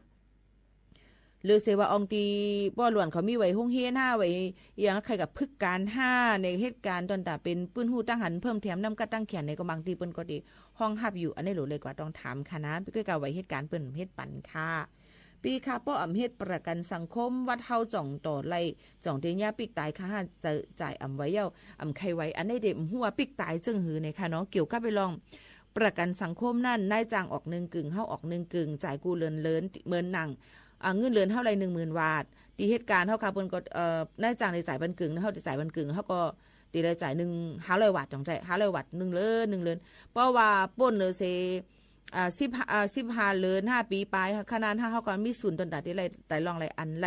6 เดือนขึ้นกว่าจ่าย6 เดือนขึ้นกว่าทัดกันอำกึดอำย่อนเฮาค่ะมีลองยดยาหลายลองไรอันเปิ้นก็ได้มีเกี่ยวกับไปลองประกันสังคมเปิ้นได้รู้รวมได้ถึงปันเฮาขาจังไหนค่ะก็นั้นพี่น้องเขาจ่ายอำไว้ในจ่องเลยกว่าเจ้าศูนย์ในศูนย์เป็นกว่าทอนเคี้ยวกับขุดหินปุนกว่าห้องยาหยุ่มได้กินวันดอกกว่าใจพองหือเจ็มเจ้าหนังไหนค่ะยก็พอเป็นเพศกึ่งกลางมาเปิ้นก็ที่หย่อสายเตี้ยนปันถึงอาศักสายเจอตายมาเป็นทุกิตามาเปิ้นก็หย่อสายเตี้ยนปันเนี่ยค่ะอาศัก15ขึ้นเนื้อกว่าเปิ้นก็ขึ้นมีเงินเก็บหอมตอมปันเมื่อพ่อเฮาค่ะอายุอาศักใหญ่มาเจ็มเจ้าหนังไหนมันติมีไว้ลอกลายหลายคักหลายตอนบ่ได้ถามติลาดกว่าเมื่อในอ่ำเยาค่ะในข้าวตั้ง1ชั่วโมงในค่ะเนาะหลูเลยด้วยว่าย้อนเปิดสั่งได้เฮาค่ะอ่ำจ่ายนายจ้างเฮาสำจ่องจ่ายปันเนี่ยค่ะเฮาประกันตัวเก่าห้ามนั้นก็มีนายจ้างอยู่เจ็มเจ้าหนังในจ้อมเนี่ยค่ะเอาพี่น้องเขาค่ะวัดเฮาเปิ้นเตอำสืบต่อปันเนี่ยค่ะว่าจ่องใจเต้อันไหนวัดเฮาค่ะเปิ้นเตอำสืบปันในค่ะจ่องใจเต้หลูเลยต้องถามตีพี่น้องเขาก็ยืนเฮ็ดตีนายจ้าง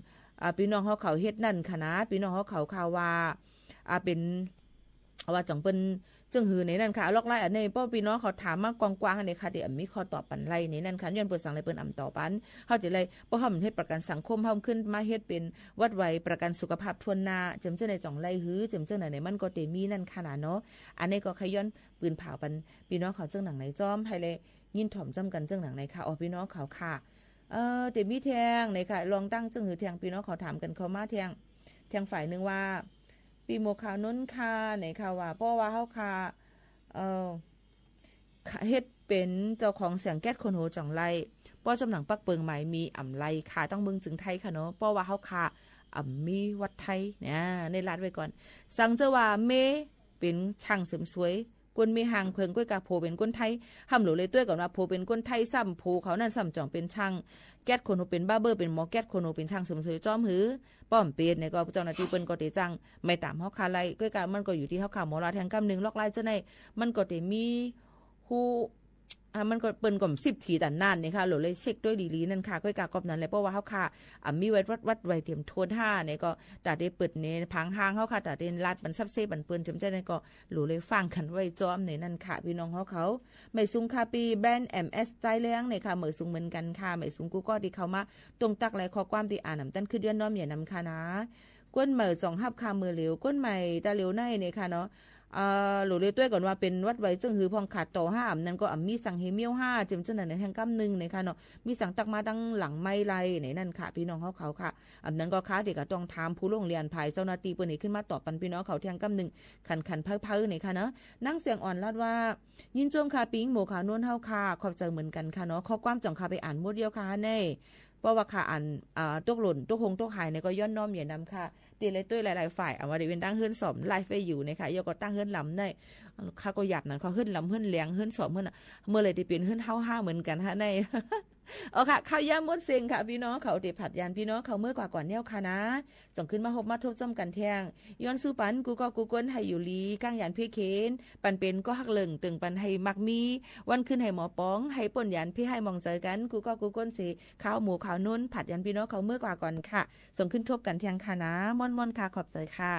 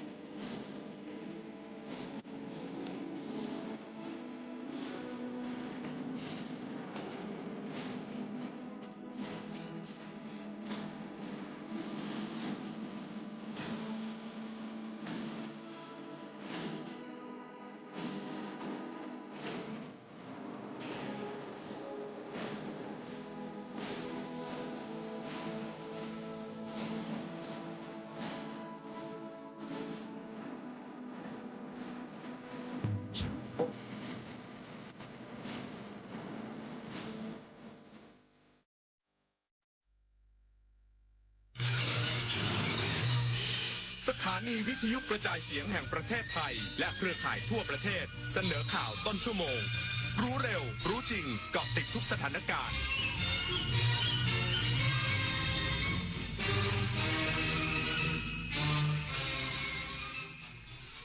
รับฟังข่าวต้นชั่วโมง 23 นาฬิกากับยุทธพรบานเย็นครับ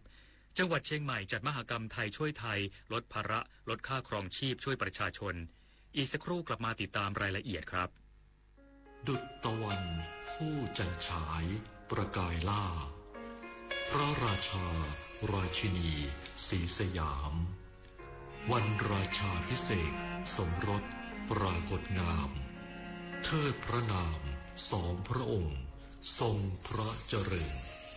ด้วยเกล้าด้วยกระหม่อมขอเดชะข้าพระพุทธเจ้าคณะผู้บริหารข้าราชการและเจ้าหน้าที่สถานีวิทยุกระจายเสียงแห่งประเทศไทยกรมประชาสัมพันธ์93 ปีกรมประชาสัมพันธ์จากจุดเริ่มต้นของการสื่อสารภาครัฐสู่บทบาทสำคัญในการเชื่อมโยงรัฐกับประชาชนมุ่งนำเสนอข้อมูลข่าวสารที่ถูกต้องเข้าถึงง่ายเชื่อถือได้สื่อสารความจริงสร้างความเข้าใจเคียงข้างประชาชนก้าวสู่ยุค OTT อนาคตการสื่อสารยุคใหม่อย่างสร้างสรรค์และยั่งยืน3 พฤษภาคม 93 ปีกรมประชาสัมพันธ์พามาจับไต่ AI ภาพและคลิปที่เห็นเป็นเรื่องจริงหรือ AI สร้างบางรูปบางคลิปก็สมจริงจนหลายครั้งแทบแยกไม่ออกแต่เดี๋ยวก่อนยังมีจุดที่ช่วยให้จับผิดได้สังเกตนิ้วมือบิดเบี้ยวผิดธรรมชาติใบหน้าสมมาตรเกินจริงผิวเนียนเกินไปเหมือนพลาสติกแสงและเงาไม่สัมพันธ์กันตัวหนังสือเพี้ยนเหตุการณ์เกินจริงจนน่าสงสัยก่อนแชร์ก่อนเชื่อก่อนตกใจหยุดดูให้ชัวร์อีกครั้งเห็นโฆษณานี้ไหมกู้ง่ายอนุมัติไวไม่เช็คเครดิตแถมได้เงินวันนี้เลยนะหยุดเลยนั่นมันสูตรโกงชัด กู้ง่ายอนุมัติไวไม่เช็คเครดิตเท่ากับโดนโกง 100%แต่เขาบอกโอนค่าธรรมเนียมก่อนแล้วได้เงินเลยนะนั่นยิ่งชัดโอนก่อนเท่ากับเสียเงินฟรีมิจฉาชีพในคราบเงินกู้หลอกผ่านแอปและโซเชียลสุดท้ายไม่ได้กู้แถมเสียเงินฟรีเช็คให้ชัวร์ก่อนกู้ทุกครั้งเซฟเงินเซฟตัวเองจังหวัดเชียงใหม่จัดมหกรรมไทยช่วยไทยลดภาระลดค่าครองชีพช่วยประชาชนนำสินค้ามาลดราคาสูงสุดกว่า50%นายชัยนรงค์นันตาสายปลัดจังหวัดเชียงใหม่เปิดเผยว่าหน่วยงานที่เกี่ยวข้องและภาคีเครือข่ายร่วมกันจัดมหกรรมไทยช่วยไทยลดภาระลดค่าครองชีพที่ตลาดประชารัฐบริเวณด้านหน้าสารกลางจังหวัดเชียงใหม่โดยภาคีเครือข่ายได้นำสินค้าอุปโภคบริโภคและสินค้าจำเป็นกว่า 3,000 รายการมาลดราคาสูงสุดกว่า 50% เพื่อลดภาระค่าใช้จ่ายให้ประชาชนตามนโยบายของรัฐบาลที่มุ่งเน้นการบรรเทาความเดือดร้อนด้านค่าครองชีพของประชาชนโดยกรมการปกครองได้ร่วมมือกับกรมพัฒนาธุรกิจการค้า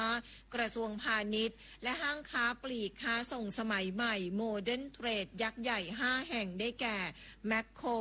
โลตัสบิ๊กซีท็อปและโกโฮเซลนำสินค้าอุปโภคบริโภคมาจำหน่ายในราคาพิเศษทั่วประเทศทั้งนี้ยังมีการเปิดพื้นที่ให้ผู้ประกอบการรายย่อยและสินค้าโอท็อปในชุมชนนำผลิตภัณฑ์มาจำหน่ายเพื่อสร้างโอกาสในการแข่งขันและเพิ่มรายได้ให้คนในท้องถิ่นโดยจัดขึ้นเป็นประจำทุกวันศุกร์ตลอดเดือนพฤษภาคม 2569 สำหรับการบูรณาการความร่วมมือระหว่างภาครัฐและภาคเอกชนในครั้งนี้ถือเป็นกลไกสำคัญที่จะช่วยให้พี่น้องประชาชนมีทางเลือกในการซื้อสินค้าคุณภาพดีในราคาที่ถูกลงซึ่งจะส่งผลดีต่อภาพรวมเศรษฐกิจในระดับครัวเรือนของจังหวัดเชียงใหม่พิมลกันเดชาชัยทีมข่าวสวทเชียงใหม่รายงานด้านจังหวัดอำนาจเจริญเชิญชวนผู้ประกอบการสมัครเข้าร่วมโครงการไทยช่วยไทยลดภาระค่าครองชีพผ่านเครือข่ายรถพุ่มพวงจนถึงวันที่7พฤษภาคมนี้นายเสนีส้มเขียวหวานผู้ว่าราชการจังหวัดอำนาจเจริญเปิดเผยว่าจังหวัดอำนาจเจริญเปิดรับสมัครผู้ประกอบการในพื้นที่เข้าร่วมโครงการไทยช่วยไทยลดภาระค่าครองชีพผ่านเครือข่ายรถพุ่มพวงระหว่างวันที่ 1-7 พฤษภาคม 2569 ผ่านเว็บไซต์ mobilemarket.bora.dopa.go.th หรือสมัครด้วยตนเองณที่ว่าการอำเภอทั้ง7แห่งของจังหวัดอำนาจเจริญสำหรับผู้สมัครต้องมีสัญชาติไทยและประกอบอาชีพค้าขายโดยใช้ยานพาหนะออกจำหน่ายสินค้าในพื้นที่โดยผู้ผ่านการคัดเลือกจะได้รับการสนับสนุนสินค้าพื้นฐานสำหรับทดลองจำหน่ายเช่นไข่ไก่ข้าวสารผงซักฟอกน้ำยาล้างจานสิทธิ์ซื้อสินค้าราคาพิเศษและค่าน้ำมันสำหรับรถยนต์ 3,000 บาทต่อคันต่อเดือนส่วนรถ3ล้อพ่วงข้างและรถจักรยานยนต์ 1,500 บาทต่อคันต่อเดือนพงศิริศรีหานามสวทอำนาจเจริญรายงานเลขาธิการสภาความมั่นคงแห่งชาติลงพื้นที่สุไหงโกลกติดตามสถานการณ์ความมั่นคงชายแดนไทยมาเลเซียนายชัดชัยบางชวดเลขาธิการสภาความมั่นคงแห่งชาติพร้อมคณะลงพื้นที่อำเภอสุไหงโกลกจังหวัดนราธิวาสติดตามสถานการณ์ความมั่นคงชายแดนไทยมาเลเซียรวมถึงกรณีนักเรียนในพื้นที่ที่ได้รับผลกระทบจากการเดินทางข้ามแดนที่ผิดกฎหมายได้กล่าวถึงแนวทางการบริหารจัดการแนวชายแดนไทยมาเลเซียโดยเฉพาะโครงการรั้วชายแดนพร้อมชี้ให้เห็นถึงข้อดีข้อจำกัดและผลกระทบของการก่อสร้างนอกจากนี้ยังได้หารือถึงกรณีการปิดท่าข้ามตามแนวชายแดนซึ่งแม้จะช่วยเพิ่มประสิทธิภาพด้านความมั่นคงและลดการลักลอบการกระทำผิดกฎหมายแต่ในขณะเดียวกันก็ส่งผลกระทบต่อวิถีชีวิตและเศรษฐกิจของประชาชนในพื้นที่ภาครัฐเข้าใจถึงผลกระทบที่เกิดขึ้นและจะพิจารณาหาแนวทางแก้ไขอย่างสมดุลโดยจะคำนึงถึงทั้งความมั่นคงของประเทศควบคู่กับความเป็นอยู่ของประชาชนพร้อมจะรับข้อเสนอจากพื้นที่ไปหารือในระดับนโยบายเพื่อการเจรจาร่วมกับประเทศมาเลเซียในอนาคตต่อไปวิรพัฒน์เพชรสูตรสปท.สุไหงโกลกจังหวัดนราธิวาสรายงานปิดน้ำกันวันนี้เพื่อชีวิตที่ดีกว่าปิดไฟกันเถิดหนาเพื่อชีวาลูกหลานไทยจบข่าวยุทธพรบานเย็นอ่านรับฟังข่าวครั้งต่อไปเวลา 6 นาฬิกาครับติดตามข่าวที่นำเสนอไปแล้วได้ที่ www.thainews.prd.go.th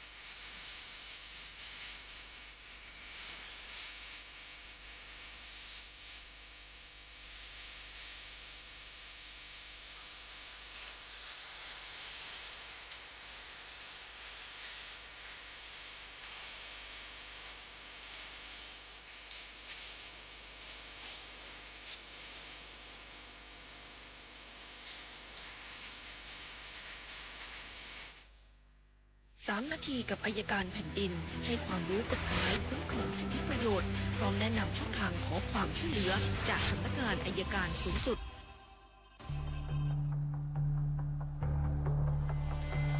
สำนักงานอัยการสูงสุดครับ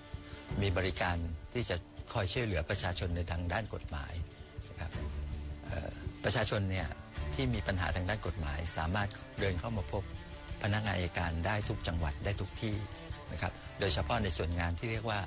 สำนักงานอัยการคุ้มครองสิทธิและบังคับคดีครับหน่วยงานดังกล่าวเนี่ยของสำนักงานอัยการสูงสุดซึ่งเรามีอยู่ทั่วประเทศทุกจังหวัดนะครับหน่วยงานนี้จะมีภารกิจนะครับหรือมีหน้าที่ในการคุ้มครองสิทธิให้กับประชาชนนะครับเพื่อให้สอดคล้องกับภารกิจหลักขององค์กรอัยการนะครับองค์กรอัยการเราเนี่ยมีภารกิจหลักๆก็คือใน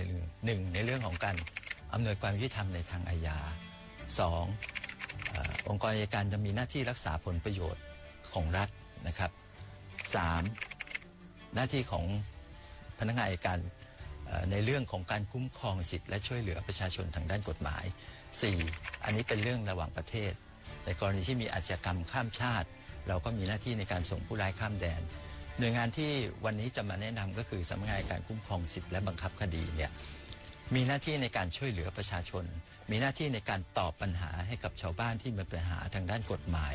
ต่างๆสามารถเดินเข้ามาพบพนักงานอัยการเพื่อขอคำชี้แนะคำแนะนำต่างๆนะครับและอีกอย่างหนึ่งก็คือสามารถใช้สิทธิ์ทางศาลโดยผ่านพนักงานอัยการไม่ว่าจะเป็น1ในเรื่องร้องขอจัดการมรดกก็ดี 2. ในเรื่องร้องขอให้บุคคลใดเป็นคนไร้ความสามารถก็ดี 3. ร้องขอให้บุคคลใดเป็นคนเสมือนไร้ความสามารถก็ดีหรือร้องขอต่างๆในกรณีที่กฎหมายเปิดช่องให้ประชาชนจะใช้สิทธิ์ได้โดยผ่านทางพนักงานอัยการนะครับนอกจากบริการประชาชนในเรื่องของการคุ้มครองสิทธิ์ดังกล่าวเนี่ยประชาชนยังสามารถนะครับสมัครเข้ามาร่วมกับภาคราชการเป็นอาสาสมัครอัยการช่วยได้นะครับโดยประชาชนที่มีความรู้ทางด้านกฎหมายเนี่ยสามารถมาเป็นอาสาสมัครร่วมกับพนักงานอัยการในการที่จะไปบริการชาวบ้านคุ้มครองสิทธิชาวบ้านได้นะครับซึ่ง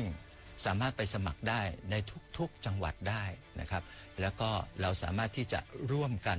นะครับให้บริการกับประชาชนในกรณีที่ประชาชนต้องพึ่งพานักกฎหมายนะครับเพื่อแก้ปัญหานะครับก็หวังว่าท่านใดที่มีความรู้ทางด้านกฎหมายอยากช่วยเหลืองานอัยการก็สมัครเข้ามาได้ในทุกๆสำนักงานอัยการจังหวัดคุ้มครองสิทธิครับ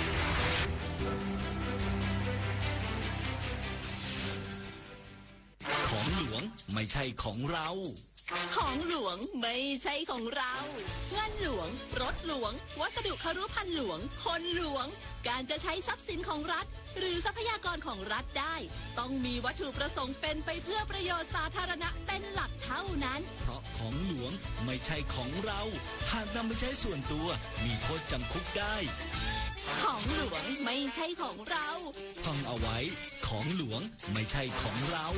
ขาวเป็นคนในหมู่บ้านที่ติดยาเพื่อนของขาวมักจะเที่ยวมามั่วสุมเสพยากันเป็นประจำเพราะขาวเสพยานานๆเข้าร่างกายทรุดโทรมมีอาการประสาทหลอนสิ่งที่ตามมาคือความรุนแรงเพราะขาวทำร้ายคนในครอบครัวตัวเองหากชุมชนของคุณมีคนแบบขาวโปรดอย่าละเลยเป็นปัญหาลุกลามโทร